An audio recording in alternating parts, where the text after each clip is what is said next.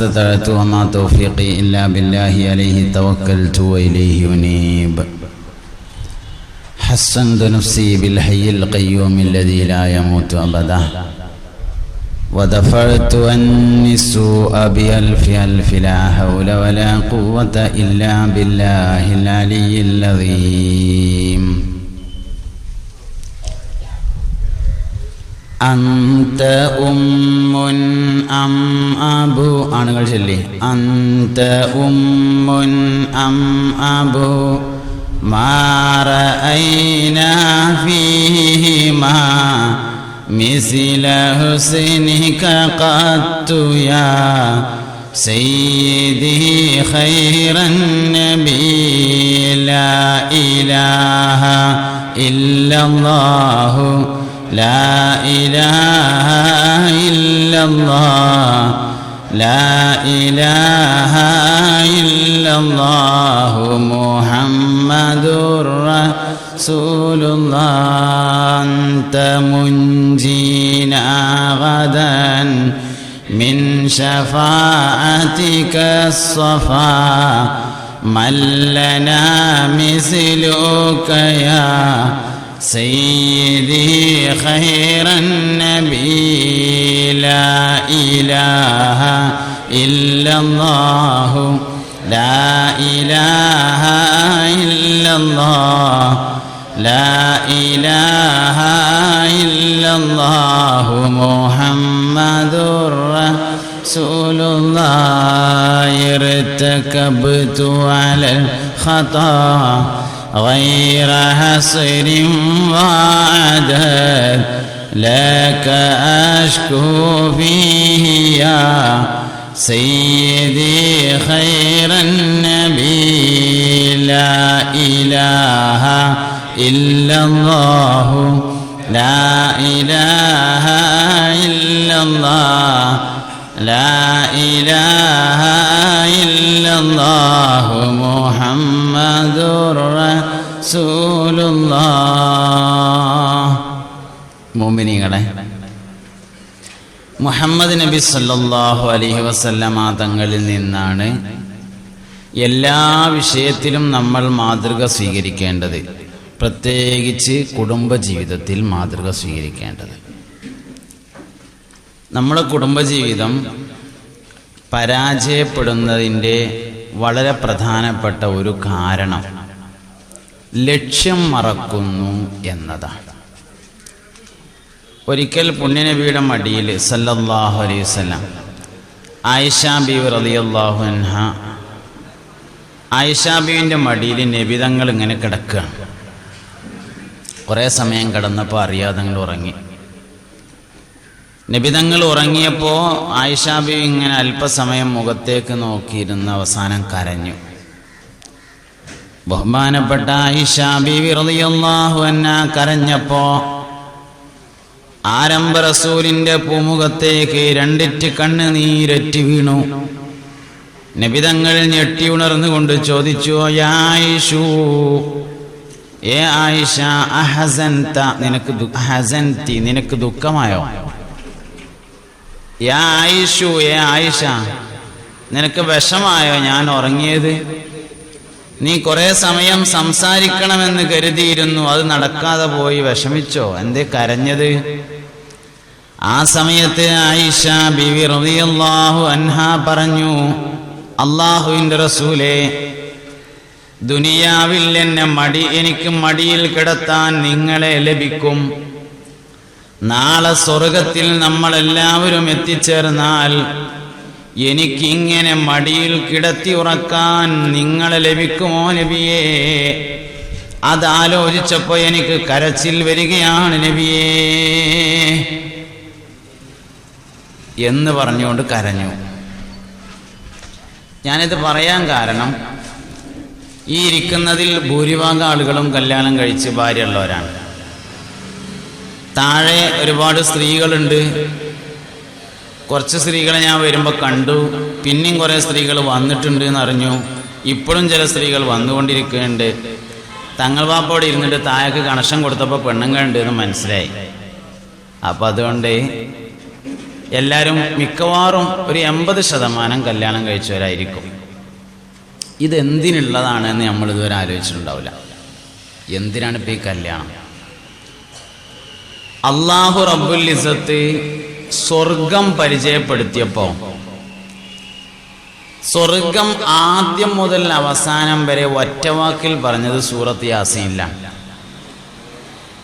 ആദ്യം മുതൽ അവസാനം വരെ ഒന്നിച്ചു പറഞ്ഞു. അത് സൂറത്ത് യാസീനില്ല. യാസീമിന് എല്ലാവർക്കും അറിയണതാണല്ലോ. ഹും വഅസ്വാജുഹും ഫീ ളിലാലിൻ അലൽ അറായികി മുത്തഖിഊൻ ലഹും ഫീഹാ ഫാകിഹത്തുൻ വലഹും മാ യദ്ദഊൻ സലാമുൻ ഖൗലൻ മിർ റബ്ബിർ റഹീം. സ്വർഗാണ്. ഹും അവർ, വഅസ്വാജുഹും അവരുടെ ഇണകളും ഭാര്യമാരെ, ഫീ ളിലാലിൻ മരത്തിന്റെ ചോട്ടില്, അലൽ അറായികി കട്ടിലിന്മേൽ, മുത്തഖിഊന ചാരിയിരിക്കുകയാണ്. ലഹും അവർക്കുണ്ട്, ഫീഹ അതിൽ, ഫാകിഹത്തുൻ പഴങ്ങളുണ്ട്, വലഹും മാ യദ്ദഊൻ അവർ ആഗ്രഹിക്കുന്നതും ആവശ്യപ്പെടുന്നതും മുഴുവൻ അവർക്ക് ലഭിക്കുന്നതാണ്. സലാമുൻ ഖൗലൻ മിർ റബ്ബിർ റഹീം. റബ്ബുർ റഹീമായ അല്ലാഹുവിങ്കൽ നിന്ന് സലാം എന്ന് പറയുന്ന വാക്ക് ഇങ്ങനെ കേട്ടുകൊണ്ടിരിക്കും. സ്വർഗം മുഴുവനായിട്ട് അതിൽ പറഞ്ഞു. ഹും അവർ, വ അസ്വാജുഹും അവരുടെ ഇണകളും. നമ്മൾ നല്ല ഭയങ്കര ടെൻഷനുള്ള സമയത്ത് ഒന്ന് ഫ്രീ ആവാൻ വേണ്ടി പോവുക പാർക്കിൽക്കാണ്. സാധാരണ എവിടേക്കൊന്ന് പോവുക, ഒന്ന് ഊട്ടി പോവുക, കൊടൈക്കനാൽ പോകാം, എവിടേക്ക് അതൊക്കെ കുറച്ച് കോട്ടക്കൊന്ന് പോവുക. ഇങ്ങനെ പോണം എന്നല്ല ഞാൻ പറഞ്ഞത്, സാധാരണ പോവൽ അങ്ങോട്ടാണ്, പാർക്കിൽക്കാണ് പോവുക. പാർക്ക് പോയവരുണ്ടാവില്ല ഇപ്പോൾ ഈ കൂട്ടത്തിൽ. ഏതായാലും എല്ലാവരും ഒന്നും ഇല്ലെങ്കിലും കുറച്ച് ആൾക്കാർ പോയിട്ടുണ്ടാവും. പാർക്ക് ചെന്നാലേ കുറേ മരങ്ങളുണ്ടാവും.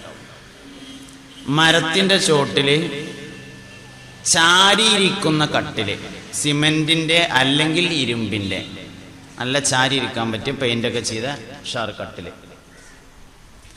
അയിമേ ഒരാണും ഒരു പെണ്ണും, ഒരാണൊരു പെണ്ണും, ഒരാണൊരു പെണ്ണും, ഒരാണൊരു പെണ്ണും, അങ്ങനെ ജോഡികൾ. ചിലപ്പോൾ സ്വന്തമായിരിക്കും അല്ലെങ്കിൽ വാടക കൊടുന്നായിരിക്കും, എനിക്കറിയില്ല. അങ്ങനെയാണ് കാണുക. സ്വന്തമാണോ വാടക കൊടുന്നാന്ന് ഓരോട് ചോദിക്കണ്ടേ, നമുക്കറിയില്ലല്ലോ. സംഗതി ഒരാണൊരു പെണ്ണും, ഒരാണൊരു പെണ്ണും, ഒരാണ് പെണ്ണും, അങ്ങനെ കാണാം. കയ്യിൽ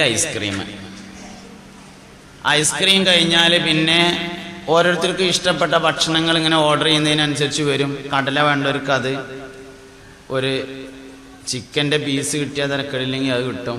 ഇങ്ങനെ ഓർഡറിനനുസരിച്ചാണ്. പിന്നെ ആദ്യത്തെ ഐസ്ക്രീമാണ്, ഫസ്റ്റ് ചെന്നേക്കുന്ന ഐസ്ക്രീമാണ്. ഇങ്ങനെയാണ് പാർക്ക്. അത് അതേമാതിരിയാണ് ഖുർആൻ സ്വർഗം പറഞ്ഞത്.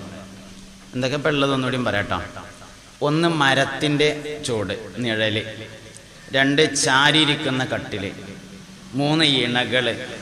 4 ഐസ്ക്രീം. 5 ഓർഡർ ചെയ്യുന്ന സാധനങ്ങൾ. ഇനി ആയത്ത് നോക്കാം.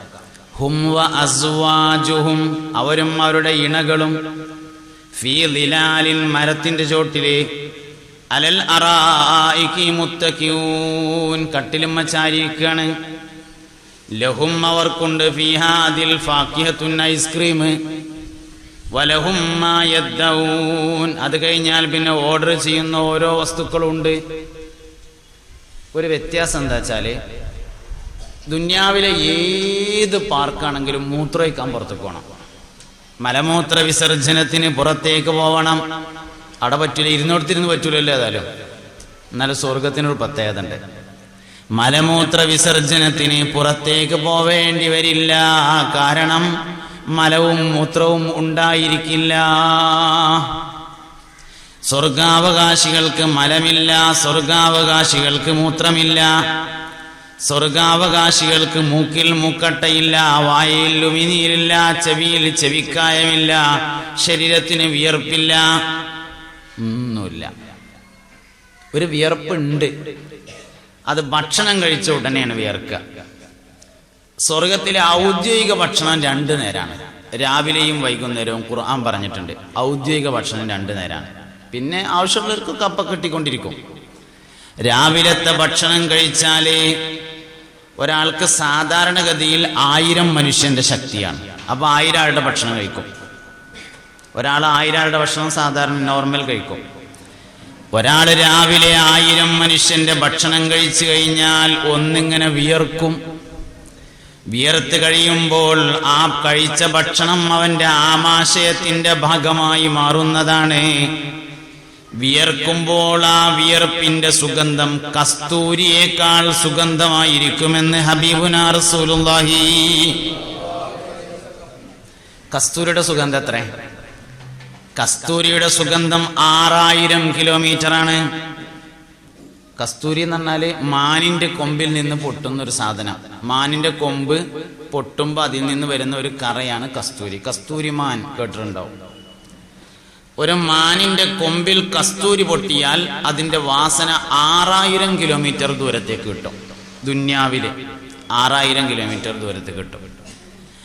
ഏറ്റവും വില കൂടിയ സുഗന്ധം മസ്ക് എന്ന സുഗന്ധാണ്. കസ്തൂരി അതിന്റെ അടുത്ത് കൂടെ ഒന്നിങ്ങനെ പോയിട്ടുണ്ട് എന്നുള്ളതാണ് കാര്യം. അതിൽ കസ്തൂരി ഒന്നും ഉണ്ടാവില്ല. അതിന്റെ അടുത്ത് കൂടെ ഒന്നിങ്ങനെ യാത്ര ചെയ്തിട്ടുണ്ട് ആര്? കസ്തൂരി. അതുകൊണ്ടാണ് ഏറ്റവും വില കൂടാൻ കാരണം. അതാണ് കസ്തൂരി 6000 കിലോമീറ്റർ. എന്നാൽ കസ്തൂരിയുടെ സുഗന്ധം എന്നാണെങ്കിൽ 6000 കിലോമീറ്റർ നമുക്ക് മനസ്സിലാക്കാമായിരുന്നു.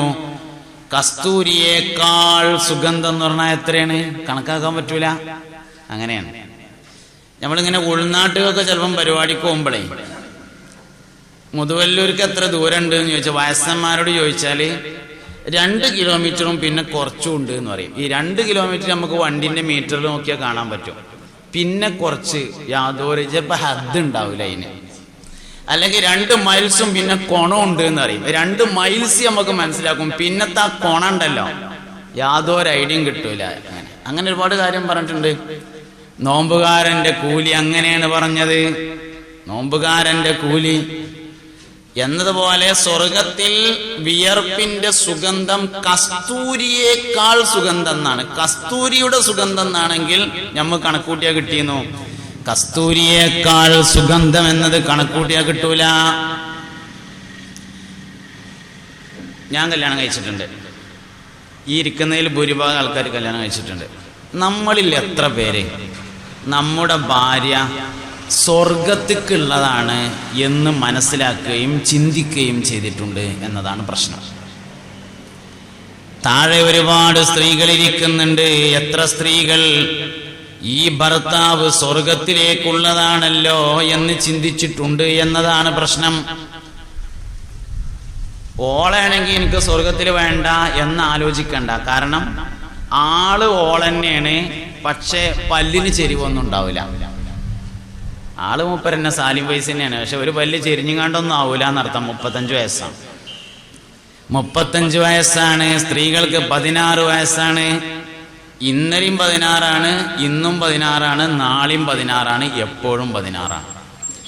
പുരുഷന്മാർക്ക് 35 വയസ്സാണ്, എപ്പോഴും 35ആണ്. ഏറൂല, കുറയില്ല. സ്വർഗം പടച്ചതിന് ശേഷം അല്ലാഹു തആല ജിബ്രീൽ അലൈഹിസ്സലാമിനോട് ഒന്ന് പോയി നോക്കാൻ പറഞ്ഞു. ജിബ്രീൽ ഇങ്ങനെ പോയപ്പോൾ ഒരു പ്രകാശം കണ്ടു എന്നാ, ഒരു ലൈറ്റ്.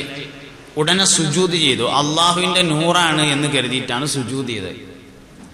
അപ്പൊ ഒരു പെൺകുട്ടി വന്നിട്ട് ഇങ്ങനെ തട്ടി നീക്കിയറിഞ്ഞു. എന്താ പരിപാടി? ഇത് സ്വർഗല്ലേ, ഇവിടെ സുജൂദ് കിടക്കാൻ പോന്നൊക്കെ നീപ്പിച്ചു. അപ്പൊ ജിബ്രീൽ അലൈഹിസ്സലാം ചോദിച്ചു, അപ്പൊ ഞാനൊരു പ്രകാശം കണ്ടില്ല അതോന്ന് ചോദിച്ചു. അത് ഞാൻ ഒന്ന് ചിരിച്ചതായിരുന്നു പറഞ്ഞു. ഞാനൊന്ന് ചിരിച്ചതായിരുന്നു പറഞ്ഞു. അത് പറഞ്ഞ എന്തിനാ വെച്ചാല്, ദുനിയാവിൽ നിന്ന് ചെല്ലുന്ന സ്ത്രീയെ കണ്ട്, ദുനിയാവിൽ നിന്ന് ചെല്ലുന്ന സ്ത്രീയുടെ സൗന്ദര്യം കണ്ട് ഈ ഹൂറിപ്പെണ്ണ് അജബായി നോക്കി നിൽക്കുമെന്ന് ഹബീബുനാ റസൂലുള്ളാഹി.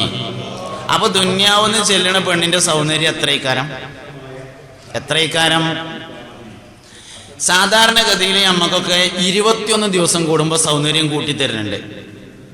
നമ്മുടെ ശരീരത്തിന്റെ സെല്ലുകൾ അഴിച്ചു പണിയെടുത്ത് മാറ്റി തരുന്നത് 21 ദിവസം കൂടുമ്പോഴാണ്. എല്ലാ മനുഷ്യന്റെയും നമ്മുടെ ശരീരത്തിന്റെ എല്ലാ ഭാഗങ്ങളും 21 ദിവസം കൂടുമ്പോൾ മാറും. എന്നാൽ സ്വർഗത്തിൽ ശരീരത്തിന്റെ എല്ലാ ഭാഗങ്ങളും ആഴ്ചയിൽ ഒരു തവണ മാറുന്നതാണ്. അതായത് ദുനിയാവിൽ 3 പ്രാവശ്യം, ഒരു പ്രാവശ്യം മാറുന്ന സമയം കൊണ്ട് സ്വർഗത്തിൽ വെച്ച് 3 പ്രാവശ്യം മാറുന്നതാണ്. സൂഖുൽ ജുമാ എന്നൊരു ചന്ത ഉണ്ട് സ്വർഗത്തിൽ. സൂഖുൽ ജുമാ, വെള്ളിയാഴ്ച ചന്ത. ആ ചന്തക്ക് 2 പ്രത്യേകതയാണുള്ളത്. ഒന്ന്, അവിടെ സ്ത്രീകൾ ആരും ഉണ്ടായിരിക്കില്ല എന്നൊരു പ്രത്യേകതയുണ്ട്.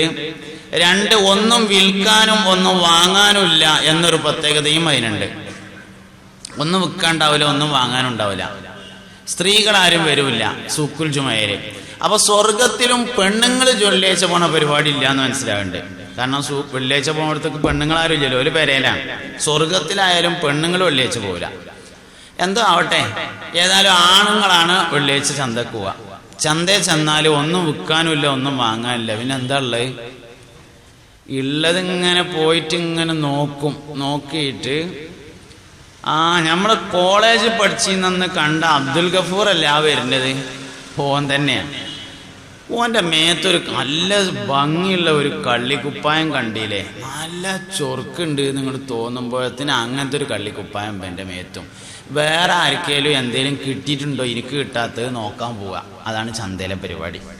അത് കുപ്പായം മാത്രമല്ല കേട്ടോ, സാധാരണ ഒരാൾക്ക് 1000 പുരുഷന്റെ കഴിവുണ്ടാവുമെന്ന് ഞാൻ പറഞ്ഞല്ലോ, ശക്തി ഉണ്ടാവുമെന്ന്. അസ്സലാമു അലൈക്കും എന്നാണ്ട് സത്താറിന്റെ കൈ പിടിച്ച് നോക്കുമ്പോൾ ഇവന് 1000 അല്ലല്ലോ 2000 ഉണ്ട് എന്ന് തോന്നിയാൽ മതി. അപ്പോത്തിന് ഇവനും തോന്നിയവനും 2000. ഇങ്ങനെ ചന്തയെ പോയിട്ട് മൂപ്പരിങ്ങനെ വരും പെരേക്ക്, വാതിലുമ്മ മുട്ടും. റുക്കിയ വന്നിട്ട് വാതിൽ തുറന്നിട്ട് ഇങ്ങനെ നോക്കും. അല്ലെങ്കിൽ മൈമൂന വന്നിട്ട് നോക്കിയിട്ട്, നിങ്ങൾ തന്നെ അല്ലേ ഇപ്പത്, നിങ്ങൾ തന്നെയാണല്ലോ, പിന്നെ എന്താ നിങ്ങൾക്കൊരു മാറ്റം? മൂപ്പര് മാറിയിട്ടുണ്ട്. ആള് മൂപ്പർ തന്നെയാണ്, പക്ഷെ പോയ അത്ര സൗന്ദര്യമല്ല തിരിച്ചു വന്നത്. അപ്പൊ മൂപ്പര് ഒന്ന് ഔത്തേക്ക് ഇങ്ങനെ നോക്കും. ഇജന്നല്ലേ മറിയുമ്പോ അത് ഞാൻ പോകുമ്പോ ഇങ്ങനെ അല്ലായിരുന്നല്ലോ, ആളാകെ മാറിയിട്ടുണ്ടല്ലോ. ആഴ്ചക്ക് ഹും അവർ അസ്വാജുഹും, അവരുടെ ഇണകളും ഇവിടുന്നുള്ളത് തന്നെ ഇതേ സാധനാണ്. പക്ഷെ ഒരു കുറവും ഉണ്ടാവില്ല, എല്ലാം മിയാണ്. അതുകൊണ്ട് ഇവിടുന്നുള്ള തന്നെ കിട്ടാനാണ് നമ്മൾ ആഗ്രഹിക്കേണ്ടത്. എന്തൊക്കെ കുറവ് അതിൽ ഇപ്പോൾ നമുക്ക് തോന്നുന്നുണ്ടോ അതൊക്കെ ഒരു 10-30 കൊല്ലേ സഹിക്കണ്ടുള്ളൂ. പിന്നെ കാലാകാലം എല്ലാം ക്ലിയർ ആക്കി തരും. എന്ത് തന്നെയാണെങ്കിലും മുഴുവൻ ക്ലിയർ ആക്കിയിട്ട് ഇവിടുത്തെ ആ സംസാരം പോലും ഉണ്ടാവില്ല. വളരെ ആകർഷണീയമായ സംസാരം എല്ലാം മാറ്റിത്തരും അല്ലാഹു തആല. കിട്ടണം എന്ന് ആഗ്രഹിക്കണം. ഇത് സ്വർഗത്തിലേക്കുള്ള ഒരു അമലാണ് എന്ന് നമ്മൾ മനസ്സിലാക്കണം. നിക്കാഹിന്റെ സദസ്സിൽ ചെന്നാൽ മുക്കുരി ഒരു ഖുത്ബോധമല്ല. എല്ലാ നിക്കാഹിന്റെ സദസ്സിലും ചെന്നാൽ നമ്മൾ കേൾക്കും, മൻ തസവ്വജ ബിംറാത്തിൻ ഫഖദ് അഹറദ സുലുസൈ ദീനിഹി ഫൽയത്തഖില്ലാഹ ഫിസ്സുലുസിൽ ബാഖി. മൻ തസവ്വജ ബിംറാത്തിൻ, ഒരാൾ ഒരു സ്ത്രീയെ വിവാഹം ചെയ്താൽ, ഫഖദ് അഹറദ സുലുസൈ ദീനിഹി, അവന്റെ ദീനിന്റെ 2/3 അവൻ പൂർത്തിയാക്കി. ഫൽയത്തഖില്ലാഹ, ഇനി അവൻ അല്ലാഹുവിനെ സൂക്ഷിക്കട്ടെ. ഫിസ്സുലുസിൽ ബാഖി, ബാക്കിയുള്ള 1/3. വേറെ ഹദീസിൽ ഫഖദ് ഇസ്തക്മല നിസ്ഫദ്ദീൻ എന്നുണ്ട്. ഒരാളൊരു പെണ്ണിനെ വിവാഹം കഴിച്ചാൽ അവൻ ദീനിന്റെ പകുതിയും പൂർത്തിയാക്കി. ഫൽയത്തഖില്ലാഹ ഫിന്നിസ്ഫിൽ ബാഖി, ബാക്കിയുള്ള പകുതിയിൽ അല്ലാഹുവിനെ തഖ്വ ചെയ്തു കൊള്ളട്ടെ. ദീനിനെ 2 ഭാഗമാക്കിയാലേ, ഒരു ഭാഗം തഖ്വ, ഒരു ഭാഗം പെണ്ണെട്ടല്. അങ്ങനെയുള്ള ഹദീസിൽ നിന്ന് കിട്ടണേ. ഒരു ഭാഗം കല്യാണം കഴിക്കുക, ഒരു ഭാഗം തഖ്വ ചെയ്തുകൊണ്ട് ജീവിക്കുക. ഇങ്ങനെ കിട്ടും. അങ്ങനെ ഹദീസിൽ നിന്ന് കിട്ടും. ശരിക്കും തഖ്വയുടെ കൂടെ നിൽക്കുന്ന അമല് ഈമാനാണ്. ഖുർആൻ കൊണ്ട് അങ്ങനെ വരിക, ലില്ലദീന ആമനു വകാനൂ യത്തഖൂൻ. തഖ്വയുടെ കൂടെ നിൽക്കേണ്ടത് ഈമാനാണ്. ആ ഈമാനിന്റെ സ്ഥാനത്താണ് യഥാർത്ഥത്തിൽ നിക്കാഹിനെ പരിചയപ്പെടുത്തിയിട്ടുള്ളത്. നിക്കാഹ് കൊണ്ട് ഒരു മനുഷ്യന് കൂടേണ്ടത് ഈമാനാണ്. ഉള്ള ഈമാൻ പോകല്ല വേണ്ടത്. നിക്കാഹ് കൊണ്ട് ഈമാൻ കൂടാ വേണ്ടത്, ഉള്ള ഈമാൻ പോകല്ല വേണ്ടത്. ബാക്കിയുള്ളത് തഖ്വ, അത് നോക്കണം. ഈമാൻ കൂട്ടാനാണ് യഥാർത്ഥത്തിൽ നിക്കാഹ്. ഈമാൻ കൂടാനാണ് നിക്കാഹ്. അപ്പൊ സ്വർഗത്തിലേക്കുള്ള ഒരു അമലായി ഇതിനെ നമ്മൾ മനസ്സിലാക്കണം. ഹും അവർ വഅസ്വാജുഹും, അവരുടെ ഇണകളും, ഫീ ളിലാലിൻ, മരത്തിന്റെ ചോട്ടില്. എന്താ സ്വർഗത്തിലൊരു മരം? ഒരു ഖത്തം ഒരാൾ തീർത്താൽ അവന് സ്വർഗത്തിൽ ഒരു മരം ഉണ്ടാവുന്ന ഹദീസിൽ വന്നിട്ടുണ്ട്. ഒരു ഖത്തം എല്ലാ ദിവസവും ഒരു ഖത്തല്ല, റമദാനിക്കൊരു ഖത്തം, അങ്ങനെയല്ല, ജീവിതത്തിൽ ഒരു ഖത്തം. ജീവിതത്തിൽ 60 കൊല്ലം ജീവിച്ചിട്ട് അതിൻ്റെ ഇടയിൽ ഒരു ഖത്തം ഒരാൾ തീർത്താല്, ഒരു ഖത്തം തീർത്താൽ സ്വർഗത്തിൽ അവന് ഒരു മരമുണ്ടായിരിക്കുമെന്ന് ശഫീഉൽ വറാ ത്വാഹ റസൂലുള്ളാഹി. എന്താണ് സ്വർഗത്തിലെ ഒരു മരത്തിന്റെ പ്രത്യേകത? സ്വർഗത്തിലെ ഒരു മരത്തിന്റെ താഴ്ഭാഗത്തിലൂടെ കുതിരപ്പടയാളി തന്റെ കുതിരയെ ഓടിച്ചാൽ 40,000 കൊല്ലം കഴിയുമ്പോഴാണ് ആ മരത്തിന്റെ താഴ്വാരം വിട്ടുകടക്കുക എന്ന് മുഹമ്മദ് നബി. ഒരു കുതിരപ്പടയാളി 40,000 കൊല്ലം കുതിരയെ ഓടിച്ചാലേ ഒരു മരത്തിന്റെ താഴ്ഭാഗം വിട്ടുകിടക്കൂ. അങ്ങനത്തെ ഒരു മരം പോരെ നമുക്ക് സ്വർഗത്തിൽ. 40 ബംഗ്ലാവ് ഉണ്ടാക്കിയാലും സ്ഥലം ബാക്കിയേക്കാരം. അങ്ങനത്തെ മരത്തിന്റെ ചോട്ടിലെ അവരും അവരുടെ ഇണകളും അലൽ അറായികി മുത്തഖിഊൻ, അരീക്കത്തിന്മേൽ ചാരിയിരിക്കുകയാണ്. അലൽ അറായികി എന്ന് പറഞ്ഞ കട്ടില്. തഫ്സീർ ജലാലൈനി ഉൾപ്പെടെയുള്ള എല്ലാ തഫ്സീറുകളും ഈ കട്ടിലിനെ കുറിച്ച് പറഞ്ഞു കൊടുത്ത് മണിയറയിലെ കട്ടിൽ പോലെ എന്ന് തഫ്സീർ കൊടുത്തിട്ടുണ്ട്. മണിയറയിലെ കട്ടിൽ പോലെ എന്ന് തഫ്സീർ കൊടുത്തിട്ടുണ്ട്. കട്ടിലുകളിൽ വെച്ച് ഏറ്റവും നല്ല കട്ടില് മണിയറയിലെ കട്ടിലായിരിക്കും. ദുന്യാവിലെ കട്ടില് ഇന്ന് മണിയറയുടെ ഡേറ്റാണ്. നാളെ നേരം വെളുക്കുമ്പോഴത്തിന് മുല്ലപ്പൂ വാടിയിട്ടുണ്ടാവും.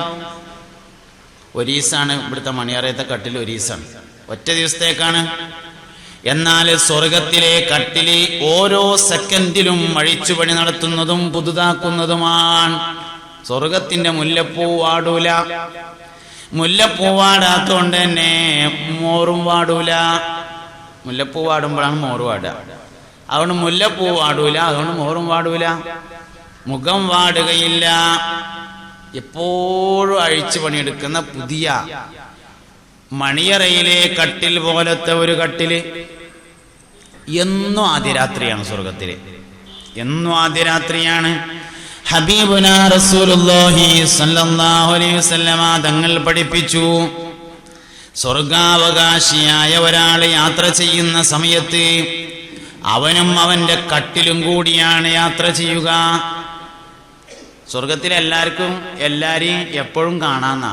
എന്നാലും ഒരാളെ കാണണമെന്നൊരു പൂതിയാകുമ്പോഴത്തിന് മമ്മൂട്ടിനെ കണ്ടിട്ട് കുറെ കാലമായല്ലോ എന്ന് തോന്നുമ്പോൾ മമ്മൂട്ടിയും കട്ടിലും കൂടി ഇങ്ങനെ വരും. അങ്ങനെയാണ്. കുഞ്ഞാമീനെ കണ്ടിട്ട് ഒരുപാട് നാളായല്ലോ എന്ന് വിചാരിക്കുമ്പോൾ കുഞ്ഞാമതും കട്ടിലും കൂടി ഇങ്ങനെ വരുന്നതാണ്. നമ്മളെല്ലാവരും സ്വർഗത്തിലാന്ന് നമ്മൾ വിചാരിക്കാൻ കേട്ടോ. ഈ പറഞ്ഞത് നമ്മളെ പറ്റി തന്നെയാണ്. അതുകൊണ്ടാണ് നമ്മളൊക്കെ പേരയിൽ വരുന്നത്. ഈ പറഞ്ഞത് നമ്മളെ പറ്റിയിട്ട് തന്നെയാണ്, വേറെ ആരെയും പറ്റിയിട്ടല്ല. നമ്മളെല്ലാവരും സ്വർഗത്തിലാണ്. അങ്ങനെ നമ്മൾ വിചാരിക്കേണ്ടത്, അങ്ങനെയാണ് നമ്മൾ വിചാരിക്കേണ്ടത്. അള്ളാഹു നമ്മളൊക്കെ സ്വർഗത്തിലാക്കട്ടെ. സ്വർഗത്തിലായാലും പോരാ, സ്വർഗത്തിലെ 100ാമത്തെ ദർജയായ ഫിർദൗസിന്റെ അവിടെ തന്നെ ആവണം. അള്ളാഹു ആക്കി തരട്ടെ. അള്ളാഹു നമുക്കെല്ലാവർക്കും ജന്നത്തുൽ ഫിർദൗസിനെ പ്രദാനം ചെയ്യട്ടെ. നബി തങ്ങൾ പറഞ്ഞിട്ടുണ്ട്, നിങ്ങൾ സ്വർഗം ചോദിക്കുമ്പോ ഫിർദൗസ് തന്നെ ചോദിക്കണമെന്ന്. പഠിച്ചോനെ, സ്വർഗത്തിന്റെ മൂലക്ക വാതിലിന്റെ മുക്കിൽ ഒരു സ്ഥലം തരണേ. അത് വെള്ളിയാഴ്ച ജുമയ്ക്ക് എന്നാലേ പറ്റുള്ളൂ. സ്വർഗത്തിൽ അതൊന്നും പറ്റില്ല. വെള്ളിയാഴ്ച ജുമയ്ക്ക് എന്ന വാതിലിന്റെ മുക്കിലും മൂലക്കൊക്കെ. സ്വർഗത്തിൽ ചെന്നാല് ഏറ്റവും വലിയ സ്ഥലം ജന്നത്തുൽ ഫിർദൗസ് തന്നെ വേണം. നിങ്ങൾ സ്വർഗം ചോദിക്കുമ്പോ അതെന്നെ ചോദിക്കണേ എന്ന് മുഹമ്മദ് നബി. അത് മുഹമ്മദ് നബി സല്ലല്ലാഹു അലൈഹി വസല്ലമയുടെ മാത്രം പ്രത്യേകതയാണ്. ഒരാള് രാജാവായാല് വേറൊരാളെ പ്രധാനമന്ത്രി ആവാനേ ആഗ്രഹിക്കാൻ കഴിയുള്ളൂ. രാജാവാക്കണം എന്ന് ആഗ്രഹിക്കാൻ കഴിയില്ലല്ലോ. സ്വർഗത്തിലെ രാജാധികാരാണ് ജന്നത്തുൽ ഫിർദൗസ്. അത് മുഹമ്മദ് നബിക്കുള്ളതാണ് സല്ലല്ലാഹു അലൈഹി വസല്ലം. അതുകൊണ്ട് നിങ്ങളൊക്കെ രാജാക്കന്മാരെ ഇക്കോളി എന്നാ പറഞ്ഞത്, നിങ്ങളൊക്കെ പ്രധാനമന്ത്രിമാരെ ഇക്കോളി എന്നല്ല. അത് മുഹമ്മദ് നബിക്ക് മാത്രമേ കഴിയുള്ളൂ സല്ലല്ലാഹു അലൈഹി വസല്ലം. അപ്പൊ സ്വർഗത്തിലെ കട്ടിൽ എങ്ങനെയാണ്? കട്ടിലോടുകൂടെയാണ് യാത്ര. കട്ടിലിനു കൂടെയാണ് യാത്ര. അങ്ങനത്തെ ഭയങ്കര സംവിധാനങ്ങളുള്ള ഒരു കട്ടിൽ. ലഹും അവർക്കുണ്ട് ഫീഹാദിൽ ഫാക്കിഹത്തുൻ, ഫാക്കിഹത്തുണ്ട്. ഫാക്കിഹത്ത് എന്ന് പറഞ്ഞാല് ഏറ്റവും ആകർഷണീയവും കാണാനും ആസ്വദിക്കാനും ആകർഷണീയമായ ഭക്ഷണത്തിനാണ് ഫാക്കിഹത്ത് എന്ന് പറയാം. അത് ഭൂരിഭാഗം ആളുകൾക്കും പഴമായതുകൊണ്ട് അതിന് പഴം എന്നർത്ഥം വെക്കുകയാണ്. ഒരാൾക്ക് പഴത്തേക്കാൾ ഇഷ്ടം ഐസ്ക്രീമിനോടാണെങ്കിൽ ഫാക്കിഹത്തിന്റെ അർത്ഥം എന്താണ്? ഐസ്ക്രീം എന്നാണ്. ഒരാൾക്ക് ഏറ്റവും ആകർഷണീയമായ ഭക്ഷണം ഏതാണോ അതിൻ്റെ പേരാണ് ഫാക്കിയത്ത്. കൂടുതൽ ആളുകൾക്ക് ഇബ്രാഹിം നബി മക്കൾക്ക് തോരുന്നത് പഴം ആയതുകൊണ്ട് നമ്മൾ ഫാക്കിയത്തിന് പഴം എന്നർത്ഥം വെച്ചു. ഇബ്രാഹിം നബി തോരുന്നു, പഠിച്ചോനെ എൻ്റെ മക്കൾക്ക് ദുന്യാവിലെ പഴങ്ങളിൽ നിന്ന് നീ കൊടുക്കണേ. മാത്രമല്ല നമ്മളെ സംബന്ധിച്ച് സ്വർഗം എന്ന് പറയുമ്പോൾ നമുക്ക് ആദ്യം വരിക എന്തെന്നെയാണ്? അതിലുണ്ട് മുന്തിരി തോട്ടവും റുമ്മാന, രസമുള്ളതാ കദളിപ്പഴം തിന്നാന. അപ്പൊ അതുകൊണ്ട് നമുക്ക് ഫാക്കിയത്തിന് നമുക്ക് പഴം എന്നർത്ഥം വെക്കുന്നതിന് കുഴപ്പമൊന്നുമില്ല. ഒരാളെ സംബന്ധിച്ച് ഏറ്റവും പ്രധാനപ്പെട്ടത് ഐസ്ക്രീം ആണെങ്കിൽ ഫാക്കിയത്തിന്റെ അർത്ഥം ഐസ്ക്രീമാണ്. ഒരാൾക്ക് ബ്രോസ്റ്റ് ആണെങ്കിൽ ഫാക്കിയതിൻ്റെ അർത്ഥം ബ്രോസ്റ്റ് എന്നാണ്. ഏറ്റവും ആകർഷണീയമായത് എന്താണോ ഒരാൾക്ക് അവനെ സംബന്ധിച്ചുള്ള ഫാക്കിയത്ത് അതാണ് കിട്ടുക. എന്നിട്ടിങ്ങനെ ഇരിക്കും. സ്ഥിരമായി ഭാര്യയുടെ കൂടെയാണ്, പിരിയുകയേയില്ല. സ്ഥിരമായി ഭാര്യ യാത്ര ചെയ്യുകയാണെങ്കിൽ കട്ടിലോടുകൂടെ പോകുമെന്ന് പറഞ്ഞാൽ കട്ടിലുമ്മ ഭാര്യ ഉണ്ടാവും. അങ്ങനെയാണ് പോണത്. കട്ടിലോടുകൂടെ, മണിയറയിലെ കട്ടിലോടുകൂടെയാണ് യാത്ര എന്ന് പറഞ്ഞാൽ സഹധർമ്മിണി കൂടെ ഉണ്ടായിരിക്കും. ഭാര്യയോടൊരുമിച്ചല്ലാതെ യാത്രയില്ല. സ്വർഗത്തിൽ ഏറ്റവും ദറജ കുറഞ്ഞ ഒരാളെ യാത്ര ചെയ്യാൻ പുറത്തിറങ്ങിയാൽ 1,00,000 ഖാദിമീങ്ങൾ അവനെ അനുഗമിക്കുന്നതാണെന്ന് മുഹമ്മദ് മുസ്തഫ. ഏറ്റവും ദറജ കുറഞ്ഞ ആള് 100 ദറജയാണ് സ്വർഗത്തിലുള്ളത്. അതിൽ ഏറ്റവും താഴെ ദർജയിലുള്ള ഒരാൾ യാത്ര ചെയ്യാൻ വേണ്ടി പുറത്തിറങ്ങിയാൽ 1,00,000 ഖാദിമീങ്ങൾ ഒപ്പം ഉണ്ടാവും. ഓന് തോന്നും, പഠിച്ചോനെ ഈ സ്വർഗത്തിൽ എല്ലാ നിയമത്തും കിട്ടിയത് ഒരാളെന്നുള്ളൂ. അതാരാ? അത് ഞാനാണ്. നരകം അങ്ങനെ തന്നെ കേട്ടോ, നരകം അങ്ങനെ തന്നെയാണ്. നരകത്തിലെ ഏറ്റവും ചെറിയ ശിക്ഷ തീയിന്റെ ഒരു ചെരിപ്പാണ്. യഗ്ലി മിൻഹുമാ ദിമാഉഹു. ആ ചെരിപ്പാണ്ട് ഇട്ടാൽ തലച്ചോറ് ഇങ്ങനെ പതച്ചിങ്ങനെ ഒലിക്കും.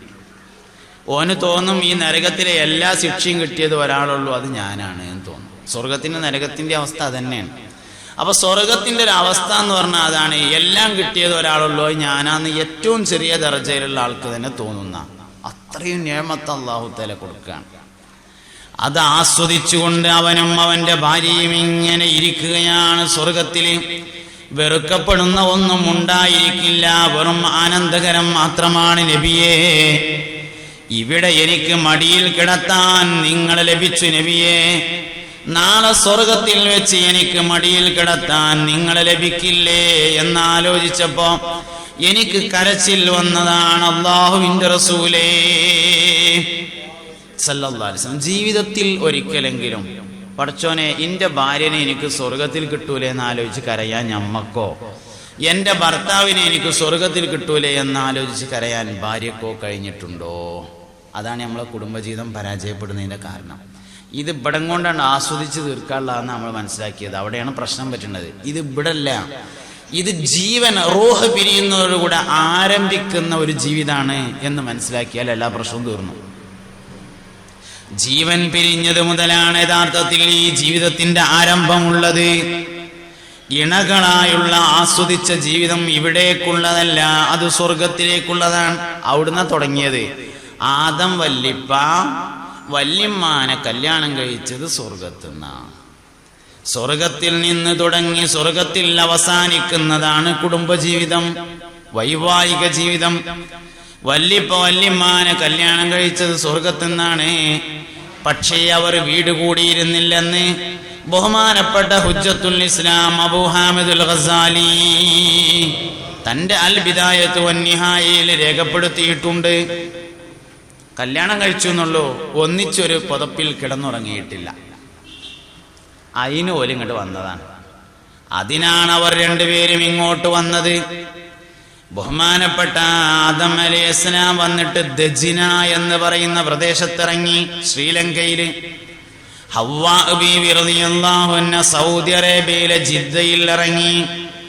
അറഫയിൽ വെച്ച് അവർ രണ്ടുപേരും കണ്ടുമുട്ടിയ അന്ന് നസലൽ അമീൻ മലക്ക് ജിബ്രായീൽ അലൈഹിസ്സലാം ഇറങ്ങി വന്നു. ഭാര്യയും ഭർത്താവുമായി ജീവിക്കൽ എങ്ങനെയാണെന്ന് പഠിപ്പിച്ചു കൊടുത്തു. മനുഷ്യന് മാത്രം ഒരു കാര്യം പഠിക്കാതെ ചെയ്യാൻ കഴിയില്ല. നല്ലോണം ശ്രദ്ധിക്കണം നിങ്ങൾ. ഞാനീ പറയണ കാര്യം, ഞാനീ പറയണ നിങ്ങളെല്ലാവരും നല്ലോണം ശ്രദ്ധിക്കണം. ആ ജിബ്രീൽ അലൈഹിസ്സലാം വന്നിട്ട് പഠിപ്പിച്ചതാണ് പുരുഷനും സ്ത്രീയും തമ്മിൽ ബന്ധപ്പെടുന്നത് എങ്ങനെയെന്ന്. ബഹുമാനപ്പെട്ട ഇമാം ഗസ്സാലി ഇത് വളരെ വ്യക്തമായി പറഞ്ഞിട്ടുണ്ട്. മനുഷ്യനൊരു കാര്യം പഠിക്കാതെ ചെയ്യാൻ പറ്റൂല. നമ്മൾ സാധാരണ പറയണ്ടല്ലോ, നീർക്കോലി കുട്ടിക്ക് നീന്താൻ പഠിപ്പിക്കണ്ട. വേണ്ട, അത് ജനിക്കുന്നതോടുകൂടെ നീന്താൻ അറിയും. മനുഷ്യനല്ലാത്ത ഏത് ജീവിനെയും വെള്ളത്തിലിട്ടാൽ നീന്തും, മനുഷ്യൻ മാത്രം നീണ്ടൂല. കുടിച്ചു തീർക്കാൻ നോക്കുക വെള്ളം. മനുഷ്യൻ വെള്ളം കുടിച്ചു തീർക്കാൻ പറ്റുമോ നോക്കും. പല്ലി വരെ വെള്ളത്തിൽ ചടിയ നീന്തും. പല്ലി, പാമ്പ് നീന്തും, മുരിക്കുട്ടി നീന്തും, പൈക്കുട്ടി നീന്തും, ഒക്കെ നീന്തും, പൂച്ച നീന്തും, ഒക്കെ വെള്ളത്തിൽ ചടിയ നീന്തും. മനുഷ്യൻ മാത്രം അത് കുടിച്ചിട്ട് വറ്റിച്ചിങ്ങാണ്ട് അവസാനം കയറാൻ പറ്റുമോ നോക്കും. മനുഷ്യനൊന്നും പഠിക്കാതെ കഴിയില്ല. മനുഷ്യനൊന്നും. അള്ളാഹു മനുഷ്യനല്ലാത്ത എല്ലാ ജീവികൾക്കും ആവശ്യമായ സംവിധാനങ്ങൾ സ്വയമായി വെച്ചിട്ടുണ്ട്.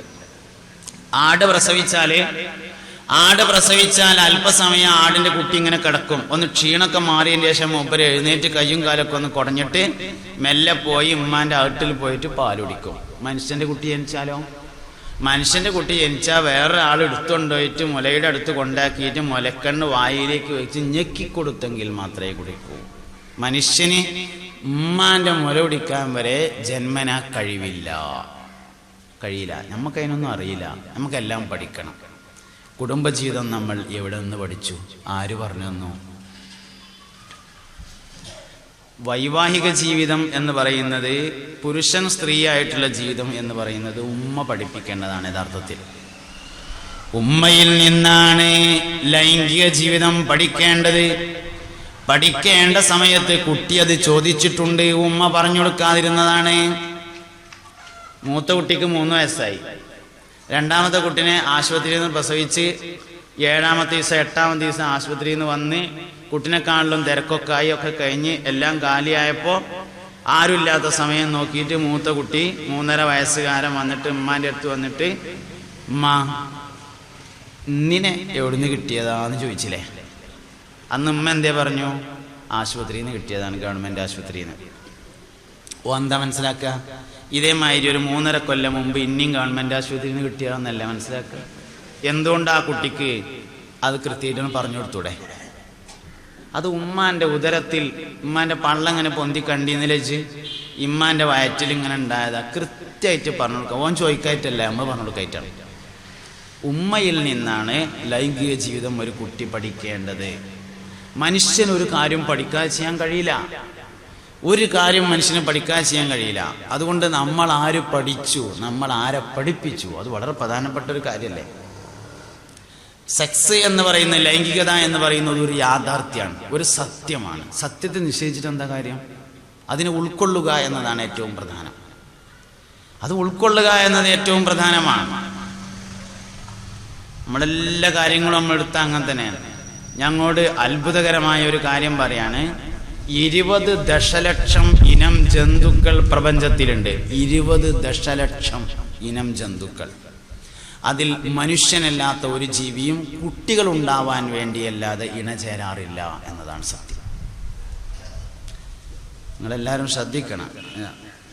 ഞാനിത് പറയാതിരുന്നാൽ ഇനി ഒരാൾ പറയാൻ വരുമെന്ന് തോന്നുന്നില്ല. അതുകൊണ്ട് ഞാനത് പറഞ്ഞു തരാണ്. കുട്ടികളുടെ സദസ്സിൽ പറയാൻ പ്രയാസമുണ്ട്. എന്നാലും കൂടിയിട്ട് നമ്മളെല്ലാവരും ഒരുപാട് ലൈംഗിക ബന്ധങ്ങളെ കുറിച്ച് കാണുന്നുണ്ട്. മനുഷ്യനല്ലാത്ത ജീവികളുടെ ലൈംഗിക ബന്ധങ്ങൾ പരിശോധിച്ചാൽ നമുക്ക് വലിയൊരു കാര്യം മനസ്സിലാവും. ഒരു കൊറ്റനാടും ഒരു പെണ്ണാടും തമ്മിൽ ഇണചേരുന്നതിന് മുമ്പ് അവർക്ക് ചില കർമ്മങ്ങളുണ്ട്. പെണ്ണാട് നിൽക്കുന്നതിൻ്റെ മുൻവശത്ത് വന്ന് സ്നേഹപ്രകടനങ്ങൾ നടത്തും കൊറ്റനാട്. ആ സമയത്ത് പെണ്ണാടൊന്ന് മൂത്രമൊഴിച്ചു കൊടുക്കും. ആണാട്, കൊറ്റനാട് ബാക്കിൽ വന്ന് മൂത്രം മൂക്കിലേക്കാക്കി മുകളിലേക്ക് പിടിച്ച് 2 വലി വലിക്കും. എന്താണ് പേള നോക്കിയത്?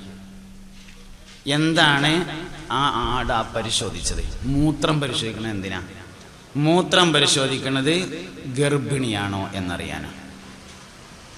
എന്നാൽ മനുഷ്യൻ മൂത്രം പരിശോധിക്കുന്നത് ഗർഭിണിയാണോ എന്നറിയാൻ മാത്രമാണെങ്കിൽ ആട് 2 പ്രാവശ്യം വലിക്കും. ഇനി നോക്കുകൊണ്ടോ, 2 പ്രാവശ്യം വലിക്കണത്. ഒന്ന്, നിലവിൽ ഗർഭിണിയാണോ എന്നറിയാനും ഗർഭിണിയാവാൻ തയ്യാറുണ്ടോ എന്നറിയാനുമാണ്. ഇല്ലെങ്കിൽ ആ പെണ്ണാടുമായി കൊറ്റനാട് ഇണചേരാറില്ല. മനുഷ്യൻ മാത്രം കുട്ടികളുണ്ടാവരുതേ എന്ന് കരുതി ഇണചേരുന്നു. വേറൊരു ജീവി അങ്ങനെ ചെയ്യൂല. കന്നിമാസത്തിലാണ് നായക്കൾ ഇണചേരുന്നത്. നാദിറായി, വളരെ അപൂർവമായി അല്ലാത്തത് സംഭവിച്ചേക്കാം. അതില്ലാത്ത മാതിരി കൂട്ടണം. ഏതിനും എതിരിൽ ചില അപൂർവ സംഭവങ്ങൾ ഉണ്ടായിരിക്കും. കന്നിമാസത്തിലാണ് നായക്കൾ ഇണചേരുന്നത്. എന്തേ കാരണം? കന്നിമാസത്തിലെ പട്ടി ഗർഭിണിയാവുള്ളൂ എന്നതാണ് കാരണം. മനുഷ്യനല്ലാത്ത ഒരു ജീവിയും കുട്ടികൾ ഉണ്ടാവുക എന്ന ലക്ഷ്യത്തിലല്ലാതെ ഇണചേരാറില്ല. ലൈംഗിക അസംതൃപ്തിയുടെ കാരണം കുട്ടികൾ ഉണ്ടാവരുതേ എന്ന് കരുതി ഇണചേരുന്നു എന്നതാണ്. നമ്മൾ കുട്ടികളുണ്ടായാലും ഭാര്യ ഗർഭിണിയായാലും നമ്മളെ ചങ്ങായിമാരോട് നമ്മൾ പറഞ്ഞത് എടാ കുടുങ്ങിയടാ എന്നാ പറഞ്ഞത്. വെള്ളം കോരാൻ ചെന്നപ്പോൾ ഓളും അങ്ങനെ തന്നെ പറഞ്ഞത് എടി പറ്റിച്ചു എന്നാ തോന്നുന്നത് എന്നാ. പിന്നെ എങ്ങനെ ആ കുട്ടിനെ കൊണ്ട് നമ്മൾ കുടുങ്ങാതിരിക്കുമോ? കാരണം നമ്മളുണ്ടായപ്പോൾ തന്നെ മനസ്സുകൊണ്ട് കരുതിയത് കുടുങ്ങിയെന്നാണ്. ഞാൻ പറഞ്ഞത് നമുക്കൊരു കാര്യം പഠിക്കാതെ ചെയ്യാൻ പറ്റൂല. നമ്മളെല്ലാ കാര്യവും പഠിച്ചിട്ടേ ചെയ്യാൻ പറ്റും. അതുകൊണ്ട് കുടുംബജീവിതം, ലൈംഗിക ജീവിതം എന്നത് നമ്മൾ പഠിക്കേണ്ടതാണ്. എവിടെ നിന്ന് പഠിക്കണം? ഈ ലോകത്തെ ഏറ്റവും വലിയ മാതൃക ഹബീബുനാ റസൂലുള്ളാഹി സല്ലല്ലാഹു അലൈഹി വസല്ലമ തങ്ങളാണ്. 63-ാമത്തെ വയസ്സിലും നബി തങ്ങള് ഒരു കോഴിയുടെ കാലെടുത്ത് അതിങ്ങനെ കടിച്ചിട്ട് താഴെ വെച്ചാൽ ആയിഷ ബീവി റളിയല്ലാഹു അൻഹ ആ കോഴിക്കാലെടുത്തിട്ട് നബി തങ്ങളുടെ ചുണ്ട് എവിടെയാണോ തട്ടിയത് അവിടെ തന്നെ കടിക്കുമായിരുന്നു.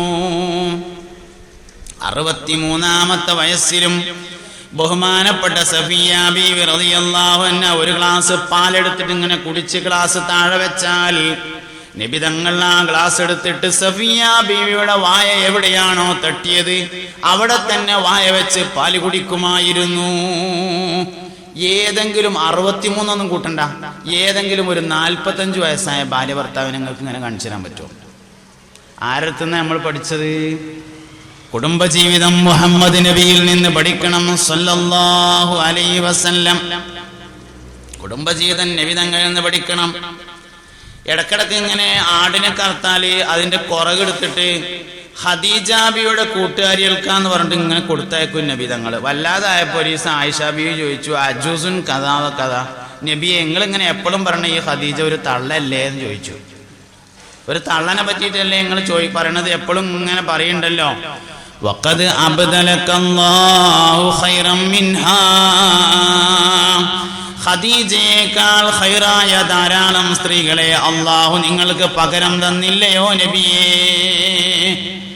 എന്ന് ചോദിച്ചപ്പോ നബി തങ്ങൾ പറഞ്ഞു, മാ അബ്ദലനി അല്ലാഹു ഖൈറൻ മിൻഹാ, ഖദീജയേക്കാൾ ഖൈറായ ഭാര്യയെ അള്ളാഹു എനിക്ക് പകരം തന്നിട്ടില്ല.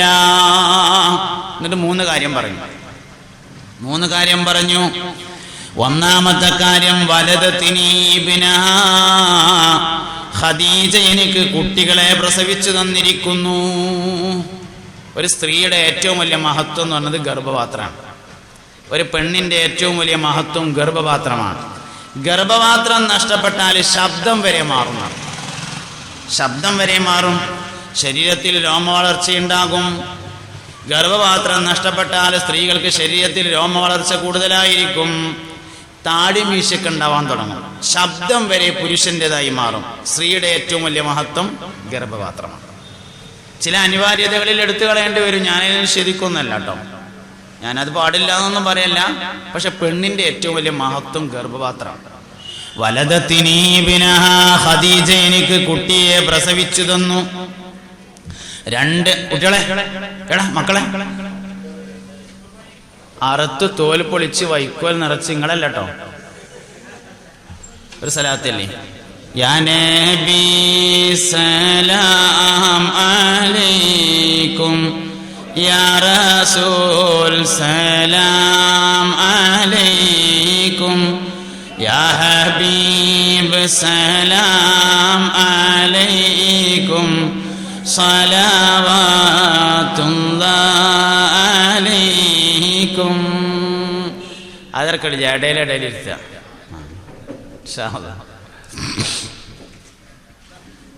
എന്തോ പറഞ്ഞു എന്നാവോ, അത് പറയേണ്ടതായിരിക്കില്ല, അതുകൊണ്ടാണ്. കുഴപ്പമൊന്നുമില്ല. എന്തോന്ന് പറഞ്ഞു? 3 കാര്യങ്ങൾ ആയിക്കോട്ടെ. അപ്പോൾ രണ്ടാമത്തത് ആമനത്തി ബി ഹീന കഫറന്നാസ് എന്നാണ്. ആമനത്തി ബി ഹീന കഫറന്നാസ്, ജനങ്ങൾ എന്നെ നിഷേധിച്ചപ്പോൾ ഖദീജ എന്നെ വിശ്വസിച്ചു. അതാണ് രണ്ടാമത്തെ കാര്യം. എല്ലാവരും പറ്റും. ഒരു മനുഷ്യന് കിട്ടുന്ന ഏറ്റവും വലിയ സർട്ടിഫിക്കറ്റ് സ്വന്തം ഭാര്യയുടെ സർട്ടിഫിക്കറ്റാണ്. നമ്മളെ നാട്ടുകാർ മൊത്തം സാലിപ്പൈസ് ഭയങ്കര സംഭവമാണെന്ന് പറഞ്ഞാലും പെണ്ണുങ്ങൾക്ക് പുതിയാപ്പിള തന്നെയാണല്ലോ. അവിടെയാണ് പ്രശ്നം കിടക്കുന്നത്. നബി തങ്ങളുടെ ഏറ്റവും വലിയ സർട്ടിഫിക്കറ്റ് സ്വന്തം. അത് ഏത് ഭാര്യ? ഖദീജ ബി എന്ന് പറഞ്ഞ സംഗതിയെക്കുറിച്ച് നമുക്ക് നല്ലോണം പഠിക്കണ്ടേ. ഖദീജ ബിക്ക് 40 വയസ്സാണ്. എന്താണ് സ്ത്രീകളുടെ 40 വയസ്സിൻ്റെ പ്രത്യേകത? സ്ത്രീകൾ ലൈംഗികമായി ഏറ്റവും കൂടുതൽ ദാഹം അനുഭവിക്കുന്ന പ്രായം 40. ശരാശരിയാണ് കേട്ടോ. ശരാശരി 40 എന്ന് പറഞ്ഞാൽ 38 മുതൽ 42 വരെ. ഇതാണ് സ്ത്രീകളുടെ ഏറ്റവും കൂടുതൽ ലൈംഗിക ദാഹമുള്ള സന്ദർഭം. ആ സമയത്തുള്ള ഒരു സ്ത്രീ. പിന്നെ ഖദീജ ബിക്ക് വേറൊരു പ്രത്യേകതയുണ്ട്. നിരവധി പുരുഷന്മാർ വിവാഹാലോചന നടത്തിയിരുന്ന സൗന്ദര്യമുള്ള ഒരു സ്ത്രീയാണ്. വയസ്സ് 40 എന്നുള്ളത് നോക്കണ്ട. എല്ലാ സൗകര്യങ്ങളും ഉണ്ട്. എല്ലാ സൗകര്യവും, ഇഷ്ടം പോലെ സമ്പത്ത്, എല്ലാ സൗകര്യങ്ങളും. അങ്ങനെയുള്ള ഒരു സ്ത്രീ നബി സല്ലല്ലാഹു അലൈഹി വസല്ലം തങ്ങൾ ആദ്യമായി അംഗീകരിക്കുന്നു. മൂന്നാമത്തത് അശ്റകത്നി ഫീ മാലിഹാ ഹീന ഹറമനിന്നാസ്, എല്ലാ മനുഷ്യരും എന്നെ ആട്ടിയോടിച്ചപ്പോ ഖദീജ അവളുടെ സ്വത്തിൽ എന്നെ പങ്കുചേർത്തിരിക്കുന്നു. 20 കൊല്ലം മുമ്പ് ഓളെ വാപ്പ കൊടുത്ത 30,000 റുപ്യന്റെ കണക്ക് ഇപ്പോഴും പറയാന്നല്ല. എന്തേ പറഞ്ഞു? ഖദീജ ബീവിയുടെ സമ്പത്ത് എന്ന് പറഞ്ഞ ഒരു മുതല് ഞാൻ കെട്ടിയതിന് ശേഷം ഓൾക്ക് ഉണ്ടായിട്ടില്ല, മുഴുവൻ എൻ്റെതായിരുന്നു. കൊടുത്തൻ തീർത്തത് മുഴുവൻ. എന്തേ കാട്ടി? ഖദീജ ബീവിന്റെ സ്വത്ത് എന്ന് പറഞ്ഞാൽ ഏതാണെന്ന് ആദ്യം മനസ്സിലാക്കണം. അറബികൾ കൊല്ലത്തിൽ 2 പ്രാവശ്യമാണ് കച്ചവടം ചെയ്യുക. വർഷത്തിൽ 2 പ്രാവശ്യമാണ് കച്ചവടം എന്ന് പറഞ്ഞാൽ ഒരു കച്ചവടം 6 മാസത്തെ വരുമാന മാർഗമാണ്. 6 മാസത്തെ ജീവിത മാർഗമാണ് ഒരു കച്ചവടം. ഒരു കച്ചവട സംഘത്തിൽ 40 ഒട്ടകങ്ങളാണ് ഉണ്ടാവുക. 40 ഒട്ടകപ്പുറത്ത് 40 വീട്ടിൽ നിന്ന് ഓരോ ആളുകൾ വീതം ഉണ്ടാവും എന്ന് പറഞ്ഞാൽ 40 ഒട്ടകങ്ങളുള്ള ഒരു സംഘം 40 കുടുംബത്തിന്റെ 6 മാസത്തെ വരുമാന മാർഗമാണ്. എന്നാൽ ഖദീജ ബീവിക്ക് ഒട്ടക സംഘമുണ്ട്, 40 ഒട്ടകമുണ്ട്. 40ന്റെ പുറത്തും കൂലിക്കാരാണ് എന്ന് പറഞ്ഞാൽ 40 വാര തന്നെയാണ് ഖദീജ ബീവിയുടേതാണ്. അങ്ങനത്തെ ഒരു സംഘമല്ല, അങ്ങനത്തെ ധാരാളം സംഘത്തിന്റെ ഉടമയാണ് ഖുവൈലിദിന്റെ മകളായ സയ്യിദത്തുന ഖദീജ. അത് മുഴുവനും കൊടുത്തിട്ട് നബി തങ്ങൾ സ്വതക്ക കൊടുത്താണ് തീർത്തു. ഒരു കുഴപ്പവും ഉണ്ടായില്ല. അതാണ് മുതല്. ആ മുതല് മുഴുവൻ ഇന്റതാക്കി മാറ്റി. അശ്റകത്നി ഫീ മാലിഹാ ഹീന ഹറമനിന്നാസ്, ജനങ്ങളെല്ലാവരും എന്നെ ആട്ടിയോടിച്ചപ്പോ ഖദീജ അവളുടെ സമ്പത്തിൽ എന്നെ പങ്കുചേർത്തു എന്ന് ഹബീബുനാ റസൂലുള്ളാഹി സല്ലല്ലാഹു അലൈഹി വസല്ലം. ഈ ആണുങ്ങളെയും പെണ്ണുങ്ങളുടെയും മാനസികാവസ്ഥ തമ്മിലൊരു വ്യത്യാസമുണ്ട്. പുരുഷന്മാരുടേത് ശേഖരണ മനസ്സും സ്ത്രീകളുടേത് നിർമ്മാണ മനസ്സുമാണ്. അതായത് ഒരു പെണ്ണിനെ ടെൻഷനാക്കുന്നതും ഒരു പുരുഷനെ ടെൻഷനാക്കുന്നതും ഒരേ കാര്യമല്ല. രണ്ടാളുടെയും 2 മനസ്സാണ്. ആണുങ്ങൾക്ക് ടെൻഷൻ വരിക, നിങ്ങൾ എന്ത് മനസ്സാണ് 5 വയസ്സക്ക് വകയില്ല എന്ന് പറഞ്ഞാൽ ടെൻഷനായി. അല്ലെങ്കിൽ നിങ്ങൾക്കൊരു ചായൻ്റെ വെള്ളം കൂടി ഉണ്ടാക്കാൻ കഴിയൂലല്ലോ എന്ന് പറഞ്ഞാൽ ഒരു കുഴപ്പമില്ല. കാരണം മൂപ്പർ ജോലി ചായൻ്റെ വെള്ളം ഉണ്ടാക്കലല്ല, ശേഖരണ മനസ്സാണ്. പൈസ ഉണ്ടാക്കുക, അതാണ് പുരുഷന്റെ മനസ്സ്. എന്നാൽ സ്ത്രീയുടെ മനസ്സ് നിർമ്മാണ മനസ്സാണ്. നിർമ്മാണ മനസ്സ് എന്ന് പറഞ്ഞാല് ചായ ഉണ്ടാക്കുക, കഞ്ഞി ഉണ്ടാക്കുക, പാത്രം അരിച്ചോരുക, തുടക്കുക, തിരുമ്പുക, അങ്ങനെയുള്ള അതാണ് നിർമ്മാണ മനസ്സ്. അവളെ സപ്പോർട്ട് ചെയ്യേണ്ടത് അതിലാണ്. എന്നെങ്കിലും ഒരു ദിവസം ചാറിലിപ്പ് കയറിയാൽ ഇവിടെ ഒന്നും ചാറിലിപ്പ് കയറന്നെ എന്ന് പറയുമ്പോഴാണ് അവർക്ക് ടെൻഷൻ. എൻ്റെ അടുത്ത് ഒറ്റ പൈസ ഇല്ലല്ലോ എന്ന് പറഞ്ഞാൽ ഒരു കുഴപ്പമില്ല. പെണ്ണിൻ്റെ അടുത്ത് പൈസ ഉണ്ടാകേണ്ട ആവശ്യമില്ല. ആണുങ്ങളും ആണോ ഒന്ന് ശ്രദ്ധിക്കുക. പോക്കറ്റിന്റെ അവസ്ഥ ഒരിക്കലും പെണ്ണുങ്ങളെ അറിയിക്കരുത്. പോക്കറ്റ് കാലിയാണ് എന്നുള്ളത് സ്ത്രീകളെ അറിയിക്കാൻ പാടില്ല. എല്ലാ വിലയും നിലയും പോവും, മാത്രമല്ല നമ്മൾ ടെൻഷനാവും ചെയ്യും. അത് നമ്മൾ മാത്രം അറിഞ്ഞിരിക്കേണ്ട ഒരു കാര്യമാണ്. പെണ്ണുങ്ങളെ വയസ്സും ആണുങ്ങളെ ശമ്പളവും ആരും അറിയിക്കാൻ പാടില്ല എന്ന്. എത്ര ഉറുപ്പ് വരുമാനം ഉണ്ട് എന്ന് ആരും അറിയിക്കരുത്. ഉള്ളതുകൊണ്ട് നല്ല മട്ടത്തിൽ ഓണം പോലെ ജീവിച്ചു പോകുക എന്നുള്ളതാണ്. പെണ്ണുങ്ങളെ വയസ്സ് പറയും വേണ്ട, ചോദിക്കും വേണ്ട, അത് ഓൽക്ക് മാത്രം അറിഞ്ഞാൽ മതി. ഇത് രണ്ടും ചോദിക്കാൻ പറ്റാത്ത കാര്യങ്ങളാണ്. അപ്പോ സപ്പോർട്ട് ചെയ്യേണ്ടതും അങ്ങനെ തന്നെയാണ്. അപ്പൊ സ്ത്രീകളെ നമ്മൾ സപ്പോർട്ട് ചെയ്യേണ്ടത് നിർമ്മാണ വിഷയത്തിലാണ്. നമ്മൾ ആലോചിക്കേണ്ട ഒരു കാര്യങ്ങൾ, നമ്മൾ സപ്പോർട്ട് ചെയ്യേണ്ട ഒരു കാര്യത്തിനും സപ്പോർട്ട് ചെയ്യാറില്ലല്ലോ. നിങ്ങൾ ആരെങ്കിലും ആലോചിച്ച് ചോദിക്കണം, ഇതിലിപ്പോൾ 25 കൊല്ലമായി കല്യാണം കഴിച്ചവരുണ്ടാവും, 20 കൊല്ലം, 30 കൊല്ലം, 40 കൊല്ലം, അങ്ങനെ താഴെ പെണ്ണുങ്ങളോട് നമ്മൾ ആണുങ്ങളോട് പറയാം. ഞാൻ ചോദിക്കണത് നിങ്ങൾ മനസ്സിൽ ഇങ്ങനെ ചോദിച്ചാൽ മതി, ആരും പറയണ്ട. ഓരോരുത്തർ അവനെൻ്റെ മനസ്സിൽ ചോദിക്കുക. നമ്മളിപ്പോൾ 15 കൊല്ലം, 20 കൊല്ലം, 10 കൊല്ലം, 40 കൊല്ലം, 45 കൊല്ലമൊക്കെ ആയിട്ട് കല്യാണം കഴിച്ച ആൾക്കാരുണ്ട്. നമുക്കൊക്കെ നമ്മളെ പെണ്ണുങ്ങളോട് നല്ല ഇഷ്ടമാണ്, ആർക്കും എതിർപ്പില്ല, ഒക്കെ സ്വർഗത്തേക്ക് എത്തണം, ജന്നാത്തുൽ ഫിർദൗസിൽ ഒരുമിച്ച് കൊള്ളണമെന്ന് ആഗ്രഹമാണ്. അള്ളാഹ് ഒരുമിച്ച് വിടുതട്ടെ, വേണ്ട തന്നെയാണ് എല്ലാവരും, അങ്ങനെ നല്ല ഇഷ്ടമാണ് നമുക്ക് എല്ലാവർക്കും. പക്ഷേ നമ്മൾ ആരെങ്കിലും ഇതുവരെ നമ്മളെ പെണ്ണുങ്ങളോട്, ഭാര്യനോട്, മോളെ എനിക്ക് അന്നെ ഇഷ്ടമാണെന്ന് പറഞ്ഞിട്ടുണ്ടോ? ഉണ്ടാവില്ല, പറഞ്ഞിട്ടില്ല. ഒരിക്കൽ നബിയും സഹാബത്തും ഇങ്ങനെ ഇരിക്കുകയാണ്.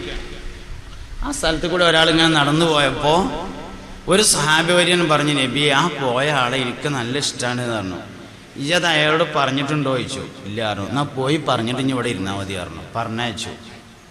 നമ്മളെന്നും കാണില്ല നമ്മളെ പെണ്ണുങ്ങളെ, ഇതുവരെ നമ്മൾ മോളെ എനിക്ക് അന്നെ ഇഷ്ടമാണെന്ന് പറഞ്ഞിട്ടുണ്ടോ? അല്ലെങ്കിൽ ഇനി ഭാര്യ, താഴെണ്ടല്ലോ പെണ്ണുങ്ങൾ കുറേ, ഭർത്താവിനോട് എനിക്ക് നിങ്ങളെ ഇഷ്ടമാണ് എന്ന് പറഞ്ഞിട്ടുണ്ടോ? ഇല്ലെങ്കിൽ ഇന്ന് എൻ്റെ പ്രസംഗം കേട്ടതിൻ്റെ വകയായിട്ട് നിങ്ങൾ കൂട്ടിക്കോളി, ഇന്നത് പറയണം. ചെവിയോട് ചുണ്ട് ചേർത്ത് വെച്ചിട്ട് നിന്നെ എനിക്കിഷ്ടമാണ് എന്ന് പറഞ്ഞാൽ 6 മാസം കൂടുമ്പോൾ ഓരോ പ്രാവശ്യം പറഞ്ഞാൽ മതിയാവും. 6 മാസം കൂടുമ്പോൾ ഒന്നുകൂടിയും പറയാം. അങ്ങനെ 6 മാസം, കൊല്ലത്തിൽ 2 പ്രാവശ്യം മാത്രം, എന്നൊന്നും പറയണ്ട. എന്നും അതിൻ്റെ ഒരു പണി അത് പറ്റില്ല. 6 മാസം കൂടുമ്പോൾ ഒന്ന് പറഞ്ഞ 2 കാര്യങ്ങൾ പറഞ്ഞാലേ മനസ്സിലാവുള്ളൂ എന്നാ. ഒന്ന് സ്നേഹവും, 2 നന്ദി. എനിക്കിപ്പോൾ അങ്ങോട്ട് ഭയങ്കര നന്ദിയുണ്ട്. ഞാനത് ഐസിൽ വെച്ചിട്ട് എന്താ കാര്യം, തണുത്ത് കണ്ടത് ഇങ്ങനെ ഉറക്കുന്നല്ലാതെ യാതൊരു പ്രയോജനം ഇല്ലല്ലോ. ഞാൻ അങ്ങോട്ട് പറയണ്ടേ നന്ദി എന്നതുമാതിരി സ്നേഹവും പറഞ്ഞാൽ മാത്രമേ അറിയുള്ളൂ. അതുകൊണ്ട് നമ്മളെല്ലാവരും നമ്മുടെ ഭാര്യമാരെ സ്നേഹിക്കുന്നവരാണ്. പക്ഷെ നമ്മൾ എന്താ പറയാതിരുന്ന കുഴപ്പം? പറയാതിരുന്നാലും മീൻകാരൻ പറഞ്ഞാൽ അവൻ്റെ ഒപ്പം പോകും. മീൻകാരൻ എന്നുള്ള ഉദാഹരണമാണ്. പയതുവർക്കുന്ന ആളാണെങ്കിലും അങ്ങനെ തന്നെയാണ്. പറയുന്ന ആൾക്കാരൊപ്പം പോവും. നമ്മളാരും പറഞ്ഞില്ല എന്നുള്ള തന്നെ പ്രശ്നം. തിരിച്ചു ഓൾ ഇങ്ങോട്ടും പറഞ്ഞില്ല, നമ്മൾ അങ്ങോട്ടും പറഞ്ഞില്ല. നാട്ടുകാരോട് പറയും പോലെ അല്ലല്ലോ, അവനെൻ്റെ സ്വന്തം ഭാര്യനോട് പറയണ്ടേ? ഇല്ലെങ്കിൽ പറയുന്നവരെ ആകർഷിക്കും, ഉറപ്പാണ് ആ കാര്യം. സ്നേഹവും നന്ദിയും പറഞ്ഞാൽ മാത്രം അറിയുന്നതും അറിഞ്ഞാൽ മാത്രം ഉപകാരമുള്ളതുമാണ്. അതുകൊണ്ട് എല്ലാവരും പറഞ്ഞിരിക്കണം. നബിതങ്ങൾ ആ മനുഷ്യനെ സദസ്സിലിരിക്കാൻ പോലും സമ്മതിച്ചില്ല എന്നാ. പോയി പറഞ്ഞിട്ട് ഇനി എൻ്റെ സദസ്സിലിരുന്നാൽ മതി എന്ന് ഹബീബുനാ റസൂലുള്ളാഹി സ്വല്ലല്ലാഹു അലൈഹി വസല്ലം തങ്ങൾ പറഞ്ഞിട്ടുണ്ട്. അതുകൊണ്ട് കുടുംബജീവിതം നമ്മൾ പഠിക്കേണ്ടത് പുണ്യനബിയിൽ നിന്നാണ് സ്വല്ലല്ലാഹു അലൈഹി വസല്ലം. നബിതങ്ങളും ഉമ്മഹാത്തുൽ മുഅ്മിനീനും തമ്മിൽ ജീവിച്ച ജീവിതം. നിക്കാഹിന്റെ ശാസ്ത്രം നമ്മൾ തോർക്കുമല്ലോ. അല്ലാഹുമ്മ അല്ലിഫ് ബൈന ഹാദൈനി സൗജൈനി കമാ അല്ലഫ്ത ബൈന ആദമ വഹവ്വാ കമാ അല്ലഫ്ത ബൈന ഹബീബിനാ മുഹമ്മദൻ സല്ലല്ലാഹു അലൈഹി വസല്ലം വബൈന ഉമ്മഹാതിൽ മുഅ്മിനീൻ. അല്ലാഹുവേ, ഈ 2 ഭാര്യ ഭർത്താക്കന്മാർക്കിടയിൽ ആദം നബിന്റെയും ഹവ്വാ ബീവിന്റെയും ഇടയിലുള്ളത് പോലുള്ള ഇൽഫത്ത്, യോജിപ്പ് നീ ഉണ്ടാക്കണേ. എന്താ ആദം നബിയുടെ ഹവ്വാ ബീവിന്റെ ഇടയിലുള്ള ഇൽഫത്ത് പറഞ്ഞാൽ നിങ്ങൾ? ഞാൻ പറഞ്ഞു, ആദം നബി വന്നിട്ട് ശ്രീലങ്കയിലാണ് ഇറങ്ങിയത്. ഹവ്വാ ബി വന്നിട്ട് സൗദി അറേബ്യയിൽ ജിദ്ദയിലാണ് ഇറങ്ങിയത്. ശ്രീലങ്കയിൽ നിന്ന് നേരെ പടിഞ്ഞാറ് വശത്തേക്ക് യാത്ര ചെയ്താലാണ് സൗദി അറേബ്യയിലെത്തുക. ആദം വല്ലിപ്പെങ്ങാനും അന്ന് കിഴക്കോട്ട് നടന്നിക്കുകയാണെങ്കിൽ എന്താവും അവസ്ഥ? ഇലാ യൗമിൽ ഖിയാമ ഓര് തമ്മിൽ വിമാനം കാണാതായ മാതിരി ആവൂലേ? യാതൊരു ഐഡി പൈൽ കിട്ടുന്നില്ലല്ലോ എന്ന മാതിരി ആവൂലേ? പക്ഷേ പോകൂല. എന്തുകൊണ്ട്? അള്ളാഹു അവരുടെ കൽബുകൾക്കിടയിൽ ഇൽഫത്ത് എന്ന ബന്ധം ഉണ്ടാക്കിയിരുന്നു. ഖുർആൻ കല്യാണം കഴിക്കാൻ കഴിഞ്ഞത് തട്ടിമുട്ടി ജീവിക്കാനല്ല, സന്തോഷത്തോടെ. സൂറത്തുർ റൂമിന്റെ 24-ാമത്തെ ആയത്തിലാണ് പെണ്ണെട്ടാൻ പറഞ്ഞിട്ടുള്ളത്. സൂറത്തുർ റൂമിന്റെ 24-ാമത്തെ ആയത്തിലാണ് കല്യാണം കഴിക്കാൻ പറഞ്ഞത്. ومن آياته أن خلق لكم من أنفسكم أزواجا لتسكنوا إليها وجعل بينكم مودة ورحمة.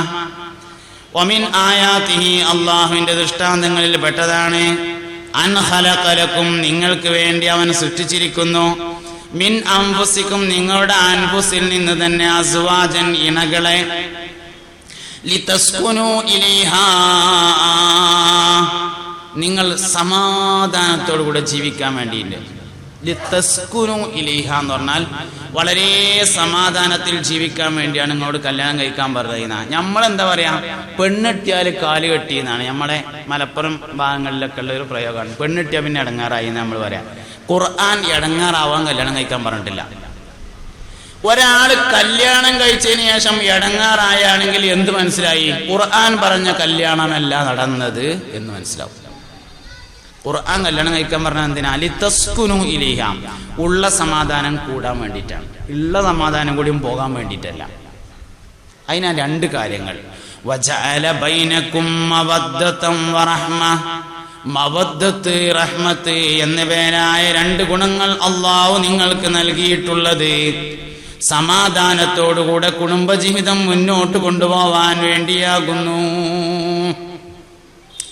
മവദ്ദത്ത് റഹ്മത്ത് എന്ന് പറഞ്ഞത് രണ്ടും സ്നേഹബന്ധാണ്. സ്നേഹം എന്ന് പറഞ്ഞാൽ 8 തരം സ്നേഹങ്ങളുണ്ട്. അതിൽപ്പെട്ട 2 മവദ്ദത്ത് റഹ്മത്ത് എന്ന് പറയുന്നത്. സ്നേഹം, നന്നായി സ്നേഹിച്ചുകൊണ്ട് ജീവിക്കാൻ വേണ്ടിയാണ് കല്യാണം കഴിക്കാൻ പറഞ്ഞത്. ഈ സ്നേഹബന്ധത്തിന്റെ വളരെ പ്രധാനപ്പെട്ട ഒരു ഭാഗമാണ് ഇൽഫത്ത് എന്ന് പറയുന്നത്. ഭാര്യയുടെയും ഭർത്താവിൻ്റെയും ഇടയിൽ ഇൽഫത്ത് എന്ന ഇണക്കം ഉണ്ടായിക്കഴിഞ്ഞാൽ അവർ തമ്മിൽ ഒരിക്കലും വേർപിരിയില്ല. ഭാര്യയും ഭർത്താവും തമ്മിൽ അടങ്ങാത്ത സ്നേഹമുണ്ടെങ്കിൽ കുവൈത്തിലുള്ള ഭർത്താവ് ഇപ്പോൾ എന്താണ് ചെയ്യുന്നത് എന്ന് വീട്ടിലുള്ള ഭാര്യക്കറിയാം. വീട്ടിലുള്ള ഭാര്യ ഇപ്പോൾ എന്താണ് ചെയ്യുന്നത് എന്ന് ഖത്തറിലുള്ള ഭർത്താവിനറിയാം. ഈ ബന്ധം യഥാർത്ഥത്തിൽ നമുക്ക് ഉണ്ട്, ഉമ്മാനേറ്റാണുള്ളത്. ഇങ്ങനൊരു ബന്ധം നമുക്കുണ്ട്, ഉമ്മാനേറ്റാണ്. നോമ്പ് നോറ്റു 6 വയസ്സുകാരൻ, ആരും അറിയാതെ ബാത്റൂമിൽ കയറിയിട്ട് വെള്ളം കുടിച്ച് പുറത്തേക്ക് വന്നാലും ഉമ്മാക്കറിയാം സംതിങ് റോങ്, എന്തോ സംഭവിച്ചിട്ടുണ്ട്. അറിയും. നമ്മൾ അറിയില്ല എന്നൊക്കെ വിചാരിക്കും, സംഗതി ഉമ്മാക്കറിയാം. എന്താ കാര്യം? അതാണ് ഇൽഫത്ത് എന്ന ബന്ധം, ഉമ്മയും മകനും തമ്മിലുള്ള സ്നേഹബന്ധം. എൻ്റെ കുട്ടി 2 ദിവസമായി ഫോൺ ചെയ്തിട്ട് ഓൻ എന്തേലും പറ്റുമെന്നാവോ, എനിക്ക് എന്തോ ഒരു അസ്വസ്ഥത എന്ന് പറയും ഉമ്മ. കുട്ടിക്ക് എന്തേലും പറ്റിയാലും ഉമ്മാക്കറിയാൻ പറ്റും ആ ബന്ധം. ഇതിനെയാണ് ഇൽഫത്ത് എന്ന് പറയുന്ന ബന്ധം എന്ന് പറയുന്നത്. അതാണ് ആദം നബിയുടെയും ഹവ്വാ ബീവിയുടെയും ഇടയിൽ അല്ലാഹു ഉണ്ടാക്കിയ ബന്ധം. അതാണ് മുഹമ്മദ് നബിയുടെയും ആയിഷ ബീവിയുടെയും ഇടയിൽ ഉണ്ടാക്കിയത്. അതാണ് മുഹമ്മദ് നബി സല്ലല്ലാഹു അലൈഹി വസല്ലം തങ്ങളുടെയും സൗദാ ബീവി, സഫിയ ബീവി, മൈമൂന ബീവി, റംല ബീവിയുടെ ഇടയിൽ ഉണ്ടാക്കിയിട്ടുള്ള ബന്ധം എന്ന് പറയുന്നത്. ഈ സ്നേഹബന്ധം ഉണ്ടാവണം. എന്താണ് ആ സ്നേഹബന്ധം? ആ സ്നേഹബന്ധം സ്വാർത്ഥതയില്ലാത്ത സ്നേഹത്തിനാണ് അത് പറയാം. മവദ്ദത്ത് റഹ്മത്ത് എന്ന് പറയുന്നത് സ്വാർത്ഥതയില്ലാത്ത സ്നേഹമാണ്. നിങ്ങൾക്ക് ഇങ്ങോട്ട് ശ്രദ്ധിക്കാൻ കഴിയുന്നുണ്ടല്ലോ ഉണ്ടല്ലോ. നിങ്ങൾ ഇല്ലെങ്കിൽ വയലാക്കണം. ഒപ്പത് സ്വർഗം, നരകം, മഹ്ശറ, ഹിസാബ്, നല്ല വിഷയങ്ങളുണ്ട്.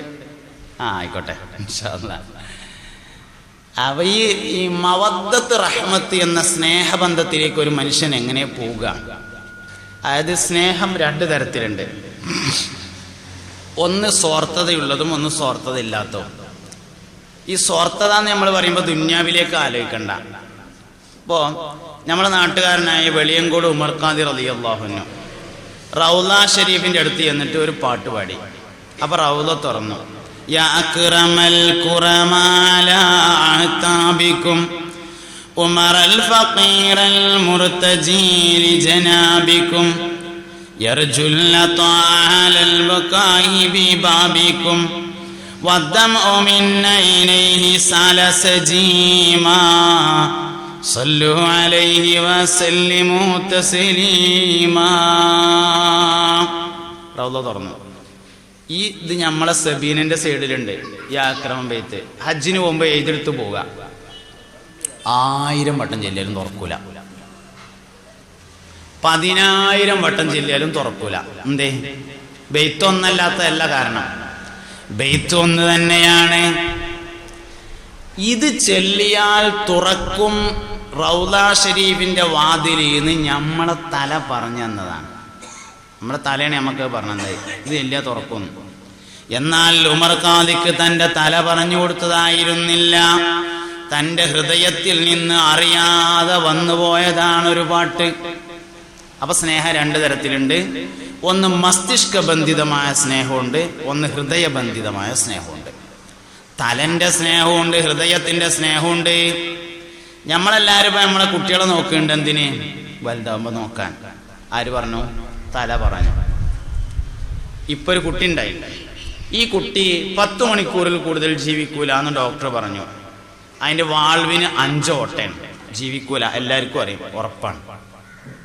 എന്നാലും ആ കുട്ടിയുടെ അമ്മക്ക് എന്തോ ഒരു ഇഷ്ടേക്കാര ആ കുട്ടിനോട്. എന്തിനു വേണ്ടി? അതാണ് സ്വാർത്ഥതയില്ലാത്ത സ്നേഹം എന്ന് പറയും. നബിതങ്ങളെ നമ്മളെ സ്നേഹിച്ചു എന്തിനാ?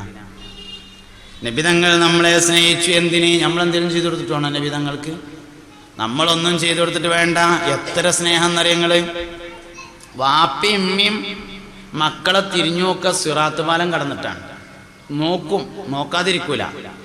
മക്കൾ മാതാപിതാക്കളെ നോക്കുന്നത് സിറാത്ത് പാലം കടന്നതിന് ശേഷമാണ്.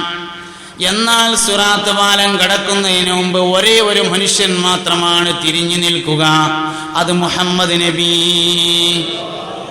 ഒരു സഹാബി വര്യൻ വന്നിട്ട് ചോദിച്ചു, അല്ലാഹുവിന്റെ റസൂലേ, എനിക്ക് മഹ്ശറയിൽ വെച്ച് നിങ്ങളെ കാണണം നബിയേ, ഞാൻ എവിടെയാണ് അന്വേഷിക്കേണ്ടത്? സഹാബ, നന്മതിന്മകൾ എഴുതിയ ഏടുകൾ വിതരണം ചെയ്യുന്ന സ്ഥലത്ത് ഞാനുണ്ടാകും, അവിടെ നിങ്ങൾ അന്വേഷിക്കണം. ആ സഹാബി വര്യൻ ചോദിച്ചു, അല്ലാഹുവിന്റെ റസൂലേ, അവിടെ കണ്ടില്ലെങ്കിൽ ഞാൻ എവിടെയാണ് അന്വേഷിക്കേണ്ടത് നബിയേ? അള്ളാന്റെ റസൂല് പറഞ്ഞു, സഹാബ, നന്മതിന്മകൾ എഴുതി ഏടുകൾ തൂക്കുന്ന മീസാൻ എന്ന തുലാസിന്റെ അടുക്കൽ ഞാനുണ്ടാകും, അവിടെ നിങ്ങൾ അന്വേഷിക്കണം. പുന്നാര നബിയെ, മാണിക്കല്ലേ, അവിടെ കണ്ടില്ലേ, ഞാൻ എവിടെ നോക്കാന്ന് ചോദിച്ചു മൂപ്പര്. ഹൗദുൽ കൗസർ എന്ന പാനീയം വിതരണം ചെയ്യുന്ന സ്ഥലത്ത് ഞാനുണ്ടായിരിക്കും. അള്ളാന്റെ റസൂലെ, അവിടുന്ന് നിങ്ങളെ കണ്ടില്ലെങ്കിൽ ഞാൻ എവിടെ തരേണ്ടത് നബിയെ എന്ന് ചോദിച്ചു ആ സഹാബി. പുണ്യ നബി സല്ലല്ലാഹു അലൈഹി വസല്ലം പറഞ്ഞു, സഹാബാ, സിറാത്ത് പാലത്തിന്റെ അടുക്കൽ വെച്ച് നിങ്ങൾ എന്നെ കാണാതെ പോകില്ല സഹാബാ. അവസാനത്തെ മനുഷ്യൻ ആണ് കടക്കുന്നത് വരെയും അല്ലാഹുമ്മ സല്ലിം സല്ലിം, പടച്ചോനെ ഓനെ കഴിച്ചിലാക്ക്, ഓനെ കഴിച്ചിലാക്ക് എന്ന് പറഞ്ഞ് കാത്തു നിൽക്കാൻ ഉമ്മാക്കും വാപ്പാക്കും വരെ കഴിയില്ല. അന്ത ഉമ്മുൻ അം അബു മാ റഅയ്നാ ഫീമാ മിസ്ല ഹുസൈനിക ഖത്തു യാ സയ്യിദി ഖൈറൻ നബി ലാ ഇലാഹ ലാ ഇലാഹ ഇല്ലല്ലാഹ് ലാ ഇലാഹ മുഹമ്മദുർ റസൂലുള്ളാഹ്. ഉമ്മാക്ക് ഉമ്മാവാൻ മാത്രമേ കഴിയുള്ളൂ, വാപ്പാൻ കഴിയില്ലല്ലോ. ഉമ്മാക്ക് ഉമ്മയാവാൻ മാത്രമേ കഴിയൂ, വാപ്പയാവാൻ കഴിയില്ല. വാപ്പാക്ക് വാപ്പയാവാൻ മാത്രമേ കഴിയുള്ളൂ, ഉമ്മാവാൻ കഴിയില്ല. ഒരു മനുഷ്യന് ഒരേ സമയത്ത് ഉമ്മയും വാപ്പയും ആകാൻ കഴിയുമെങ്കിൽ അത് മുഹമ്മദ് നബിക്ക് മാത്രമേ ഉള്ളൂ. അതുകൊണ്ട് ഫാത്തിമ ബി വാപ്പാനെ വാപ്പാന്നല്ല വിളിച്ചത്, യാ റസൂലല്ലാഹ് എന്നാ വിളിച്ചത്. ഫാത്തിമ ബി വാപ്പാനെ വാപ്പാന്നല്ല വിളിച്ചത്, യാ റസൂലല്ലാഹ് എന്നാണ് വിളിച്ചത്. ഒരാൾക്ക് ഒരേ സമയം മാതാവും പിതാവുമാവാൻ കഴിയുമെങ്കിൽ അത് പുണ്യനബിക്ക് മാത്രമേ ഉള്ളൂ സല്ലല്ലാഹു അലൈഹി വസല്ലം. ഞാൻ ഇസ്ലാമിലേക്ക് വന്നതിന് ശേഷം മുഹമ്മദ് നബിക്ക് വേണ്ടിയല്ലാതെ എൻ്റെ ഭാര്യയുമായി ബന്ധപ്പെട്ടിട്ടില്ലെന്ന് സയ്യിദുനാ ഉമർ ബിനുൽ ഖത്താബ്, ബഹുമാനപ്പെട്ട ഖാദി ഇയാദ് റളിയല്ലാഹു അൻഹു തൻ്റെ കിതാബ് ശിഫയുടെ മുഖദ്ദിമയിൽ ഈ വാക്ക് പറഞ്ഞിട്ടുണ്ട്. ഞാൻ ഇസ്ലാമിലേക്ക് വന്നതിന് ശേഷം മുഹമ്മദ് നബിക്ക് വേണ്ടിയല്ലാതെ എൻ്റെ ഭാര്യയുമായി ഇണചേർന്നിട്ടില്ല എന്ന് ഉമർ ബിനുൽ ഖത്താബ് റളിയല്ലാഹു അൻഹു. അല്ലാഹുവേ, മുഹമ്മദ് നബിയുടെ ഉമ്മത്തിന്റെ വർധനവിന് വേണ്ടി എനിക്ക് കുട്ടിയെ തരണേ എന്ന് നിയ്യത്ത് ചെയ്തിട്ടല്ലാതെ ഞാൻ എൻ്റെ ഭാര്യയുമായി ഇണചേർന്നിട്ടില്ലെന്നാണ് ഉമർ ബിനുൽ ഖത്താബ് റളിയല്ലാഹു അൻഹു പറഞ്ഞതിൻ്റെ താല്പര്യം. നമ്മളെല്ലാവരും കല്യാണം കഴിച്ചു. കല്യാണം നിക്കാവും തൊലാക്കും തമാശക്ക് പറഞ്ഞാൽ ശരിയാവും. അതുകൊണ്ട് നമ്മളെല്ലാവരും നിക്കാവ് ശരിയാണ്. ദീനിന്റെ 3-2 പൂർത്തിയാക്കുന്ന ഒരു അമലാണുള്ളത്. നമ്മൾ എത്ര ആളെ നിക്കാഹിന് നിയ്യത്ത് വെച്ചിട്ടുണ്ട്? നിക്കാവും തൊലാക്കും തമാശക്ക് പറഞ്ഞാലും ശരിയാവും. അതുകൊണ്ട് ശരിയായിട്ടുണ്ട്. കൂലിട്ടുണ്ടെങ്കിൽ നിയ്യത്താണല്ലോ. നമ്മളിൽ എത്ര പേര് നിക്കാഹിന് നിയ്യത്ത് വെച്ചു? ഇനിയിപ്പോൾ എന്താ കാട്ട ഉസ്താദേ? ഇപ്പൊ വെച്ചോളി നിയ്യത്ത്. ഏതും നഷ്ടപ്പെട്ടാലും ഏതും വീണ്ടെടുക്കാം. നീയത്ത് നഷ്ടപ്പെട്ടാലും വീണ്ടെടുക്കാൻ ഇപ്പൊ വെക്ക നീയത്ത്. എന്താ നീയത്ത്? 120 വരി ഇങ്ങനെ സ്വർഗത്തേക്ക് വരി ഇങ്ങനെ നിൽക്കും. മഹ്ശറയിൽ 120 വരി ഇങ്ങനെ നിൽക്കും. അതിൽ 80 വരിയും എൻ്റെ ഉമ്മത്തായിരിക്കുമെന്ന് മുഹമ്മദ് നബി. അല്ലാഹുവേ, നാളെ മഹ്ശറയിൽ 120 വരികൾ സ്വർഗത്തിലേക്ക് പോവാൻ വേണ്ടി കാത്തു നിൽക്കുമ്പോ 80 വരി മുഹമ്മദ് നബി സല്ലല്ലാഹു അലൈഹി വസല്ലമ തങ്ങളുടെ ഉമ്മത്താകും. ആ വരിയിൽ നിർത്താൻ എനിക്ക് നീ കുട്ടികളെ തരണേ, അതിനാണ് ഞാൻ കല്യാണം കഴിച്ചിരിക്കുന്നത്. ആ കുട്ടി സ്വാലിഹാവാൻ വേറെ ദ്വാരക്കേണ്ടി വരില്ല. ആ കുട്ടി സ്വാലിഹാവാൻ വേറെ ദ്വാരക്കേണ്ടി വരില്ല. ലക്ഷ്യം എന്താണ്?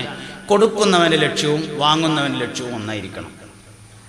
കൊടുക്കുന്നവന്റെ ലക്ഷ്യവും വാങ്ങുന്നവന്റെ ലക്ഷ്യവും ഒന്നായിരിക്കണം. അപ്പോഴാണ് എല്ലാ കാര്യങ്ങളും ശരിയാകുക. അതുകൊണ്ട് മുഹമ്മദ് നബി സല്ലല്ലാഹു അലൈഹി വസല്ലമ തങ്ങളിൽ നിന്ന് തന്നെ കുടുംബജീവിതം പഠിക്കണം. നബി തങ്ങളിൽ നിന്ന് കുടുംബജീവിതം പഠിക്കണം. അള്ളാഹുവിന്റെ റസൂല് ഉമ്മാത്തുൽ മുഅ്മിനീനുമായി ഇടപഴകിയത് എങ്ങനെയാണ്, സംസാരിച്ചത് എങ്ങനെയാണ്, പെരുമാറിയത് എങ്ങനെയാണ്? ആയിഷ, ഇവിടെ വല്ലതും കഴിക്കാനുണ്ടോ ചോദിച്ചു. സുർക്ക നല്ല കൂട്ടാനാണെന്ന് ഹദീസിലുണ്ട് പറഞ്ഞു. നിയമൽ ഉദുമു അൽ ഖല്ലു. അപ്പോൾ ഒരാൾ എന്നും സുർക്ക കൂട്ടണുണ്ടപ്പോൾ ചോദിച്ചു, അത് ഹദീസ് പറഞ്ഞല്ലേ എന്ന് ചോദിച്ചു. സംഗതി ഹദീസിലുള്ളതാണ്, പക്ഷെ എങ്ങനെയുള്ളതെന്ന് അറിയങ്ങൾ. നബിതാക്കൾ ഇങ്ങനെ വന്നിട്ട് ആയിഷാബിനോട് ചോദിച്ചു, ആയിഷ ഇവിടെ കഴിക്കാൻ വല്ലതും ഉണ്ടോ ചോദിച്ചു. നബിയെ, ഇവിടെ ഉണങ്ങിയ റൊട്ടിയുള്ളൂ പറഞ്ഞു. അതിക്കെന്തേലും കൂട്ടാണ്ടോ എന്ന് ചോദിച്ചു. സുർക്കല്ലാതെ വേറെ ഒന്നുമില്ല പറഞ്ഞു. അപ്പൊ പറഞ്ഞു, എന്ത്? നിയമൽ ഉദുമു അൽ ഖല്ലു, സുർക്ക നല്ല കൂട്ടാനാണ് എന്ന് പറഞ്ഞാൽ എന്താ അതിൻ്റെ അർത്ഥം? വേറൊന്നും ഇല്ലെങ്കിൽ എന്നാണ് അതിൻ്റെ അർത്ഥം. എന്നിട്ട് നമ്മളെന്നും സുർക്ക കുടിക്കാനൊന്നും പാടില്ല, ഒരുപാട് എണ്ണ ഉണ്ടാവും. അതുകൊണ്ട് കല്ല്, പെണ്ണുങ്ങൾക്ക് വെള്ളപോക്ക്, വയറ് കാഴ്ച. എന്നിട്ട് പിന്നെ ഹദീസിൽ വന്നതല്ലാണ്ട് ഹദീസിനെ കുറ്റം പറഞ്ഞിട്ടൊന്നും കാര്യമില്ല. അത് എല്ലാവരോടും ഒരു കാര്യം അതിൽ കിട്ടും, സുർക്ക സ്റ്റോക്ക് വേണമെന്ന് കിട്ടും. സുർക്ക എപ്പോഴും പെരയിൽ സ്റ്റോക്ക് വേണം എന്നതിന് കിട്ടും. സ്ഥിരമായി സുർക്ക കുടിക്കണം എന്നൊന്നും അതിന് കിട്ടൂല. വേറെ ഒന്നുമില്ലെങ്കിൽ സുർക്ക. കാരണം അതിന്റെ പശ്ചാത്തലം അങ്ങനെയാണ്. ഇവിടെ ഒന്നുമില്ല, സുർക്ക തന്നെ ഉള്ളൂ എന്ന് പറഞ്ഞപ്പോ എന്നാ ഉള്ളത് ഏറ്റവും നല്ലതാണ്. ഹബീബുനാ റസൂലുള്ളാഹി സല്ലല്ലാഹു അലൈഹി വസല്ലമ തങ്ങൾ പറഞ്ഞു, സുർക്ക നല്ല കൂട്ടാനാണ്. പറയാൻ കാരണം എന്താ വെച്ചാല്, നമ്മളൊക്കെ വൈകുന്നേരം അങ്ങാടി പോവല്ലോ. എല്ലാവരും അങ്ങാടി പോയിട്ട് വൈകുന്നേരത്ത് ഇങ്ങനെ പെരേക്ക് വന്നിട്ട് ആ VIP ചെയറിൽ ഇങ്ങനെ കാലും കയറ്റി വെച്ചിട്ട് അടുക്കളയ്ക്ക് ഒരു പ്രഖ്യാപനം നടത്തും, എടി കട്ടൻ ചായ കൊണ്ടുറെടി. അപ്പം നമ്മളെ ഭാര്യ ഒരു ഗ്ലാസ് കട്ടൻ ചായയുമായി ഉടനെ വരണം. നമ്മൾ പെരേത്തെ നിയമമാണ്, അലിഖിത നിയമം. ആ കട്ടൻ ചായക്ക് 3 ഷർത്തുണ്ട്. ഒന്നാമത്തെ ഷർത്ത്, ഇവന്റെ മനസ്സിലുള്ള അത്ര പൊടി അതിലിട്ടിട്ടുണ്ടാകാൻ പാടുള്ളൂ എന്നുള്ളതാണ്. രണ്ടാമത്തത്, ഇവന്റെ മനസ്സിലുള്ള അത്ര മധുര അതിനുണ്ടാകാൻ പാടുള്ളൂ. 3, ഇവന്റെ മനസ്സിലുള്ള അത്ര ചൂട് അതിനുണ്ടാകാൻ പാടുള്ളൂ. 3 ഒരു ഷർത്ത് വ്യത്യാസപ്പെട്ടാൽ അന്ന് ആ പെരയിൽ ബദർ യുദ്ധവും ഉഹുദ് യുദ്ധവും ഒപ്പയിക്കാരം. പണ്ട് ബദർ വേറെയും പിന്നെ കുറെ കഴിഞ്ഞിട്ട് ഉഹുദുമാണ് നടന്നത്. ഈ പെരയിൽ ബദർ ഉഹുദും ഒപ്പം നടന്നു. ഇതാണ് നമ്മളെ പെരയത്തെ കാര്യമാണ് പറഞ്ഞത്, നാട്ടുകാർ പെരയത്തെ കാര്യമല്ല. ഇന്ത്യ ഇങ്ങളെയും പെരയത്തെ കാര്യമാണ് ഇപ്പൊ ഞാനീ പറഞ്ഞതേ. നമ്മളമാതിരി അങ്ങാടി പോയിന്ന ആൾ തന്നെയാണ് പുണ്യ നബി സല്ലല്ലാഹു അലൈഹി വസല്ലം. അങ്ങാടി പോയിട്ട് വന്നാൽ, ആയിഷ ഇവിടെ എന്തെങ്കിലും ഉണ്ടോ, ഇവിടെ എന്തെങ്കിലും ഉണ്ടോ എന്നുള്ള ചോദ്യവും എടി കൊണ്ടടി എന്നുള്ള ചോദ്യവും തമ്മിൽ രാവും പകലുള്ള വ്യത്യാസം എന്ന് പറഞ്ഞാൽ അതിൻ്റെ അപ്പുറം ഒരു വാക്കില്ലാത്തതുകൊണ്ട് അങ്ങനെ പറയണം.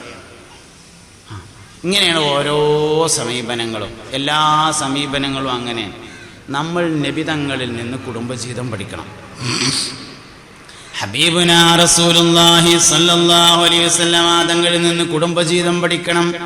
ഇൽഫത്ത് എന്ന ബന്ധമാണ് ഭാര്യയുടെയും ഭർത്താവിൻ്റെയും ഇടയിൽ ഉണ്ടാവേണ്ടത്. ഭാര്യ ഭർത്താവിൻ്റെ ഇടയിൽ ഇൽഫത്ത് എന്ന ബന്ധമുണ്ടാവാൻ വേണ്ടി എന്താ നമ്മൾ ചെയ്യേണ്ടത്? ഉമ്മാൻ്റെയും കുട്ടിയുടെ ഇടയിൽ എങ്ങനെ ഉണ്ടായതെന്ന് അറിയാം നിങ്ങൾ? അതേമാതിരി ഭാര്യ ഭർത്താവിൻ്റെ ഇടയിൽ ഉണ്ടാക്കാം. എങ്ങനെ ഉമ്മാൻ്റെയും കുട്ടിയുടെ ഇടയിൽ ഉണ്ടായത്? ഉമ്മാൻ്റെയും കുട്ടിൻ്റെ ഇടയിൽ ഇൽഫത്ത് എന്നുള്ള ബന്ധമുണ്ട് ഞാൻ പറഞ്ഞ നിങ്ങൾക്ക് ഓർമ്മ ഉണ്ടല്ലോ. ദൂരെയുള്ള മകന് വേണ്ട നമുക്ക് ഇത് കിട്ടുമല്ലോ, കുട്ടീനെ തൊട്ടിൽ ഉറക്കി കിടത്തിങ്ങാണ്ട് ഉമ്മ എന്തെങ്കിലും ആവശ്യത്തിന് പുറത്തു പോയി. ഒരു അമ്മായിൻ്റെ പെരേക്ക് 2 കിലോമീറ്റർ അപ്പുറം, 2 കിലോമീറ്റർ അപ്പുറമുള്ള അമ്മായിയുടെ പെരയിൽ പോയി. തൊട്ടിൽ കിടന്ന് കുട്ടി ഉണർന്നാലും ഉമ്മക്കറിയാം. എങ്ങനെ അറിയും? മുലയിലേക്ക് പാലറങ്ങും. ഒരു കുട്ടി മുല കുടിക്കാൻ വേണ്ടി ഉണർന്നാൽ ഉമ്മയുടെ മുലയിലേക്ക് പാലിറങ്ങിയിരിക്കും. മുല കുടിക്കാൻ ഒരു കുട്ടി ഉണർന്ന് കരയുന്നു, ഉമ്മയുടെ മുലയിലേക്ക് പാലിറങ്ങിയിട്ടില്ല.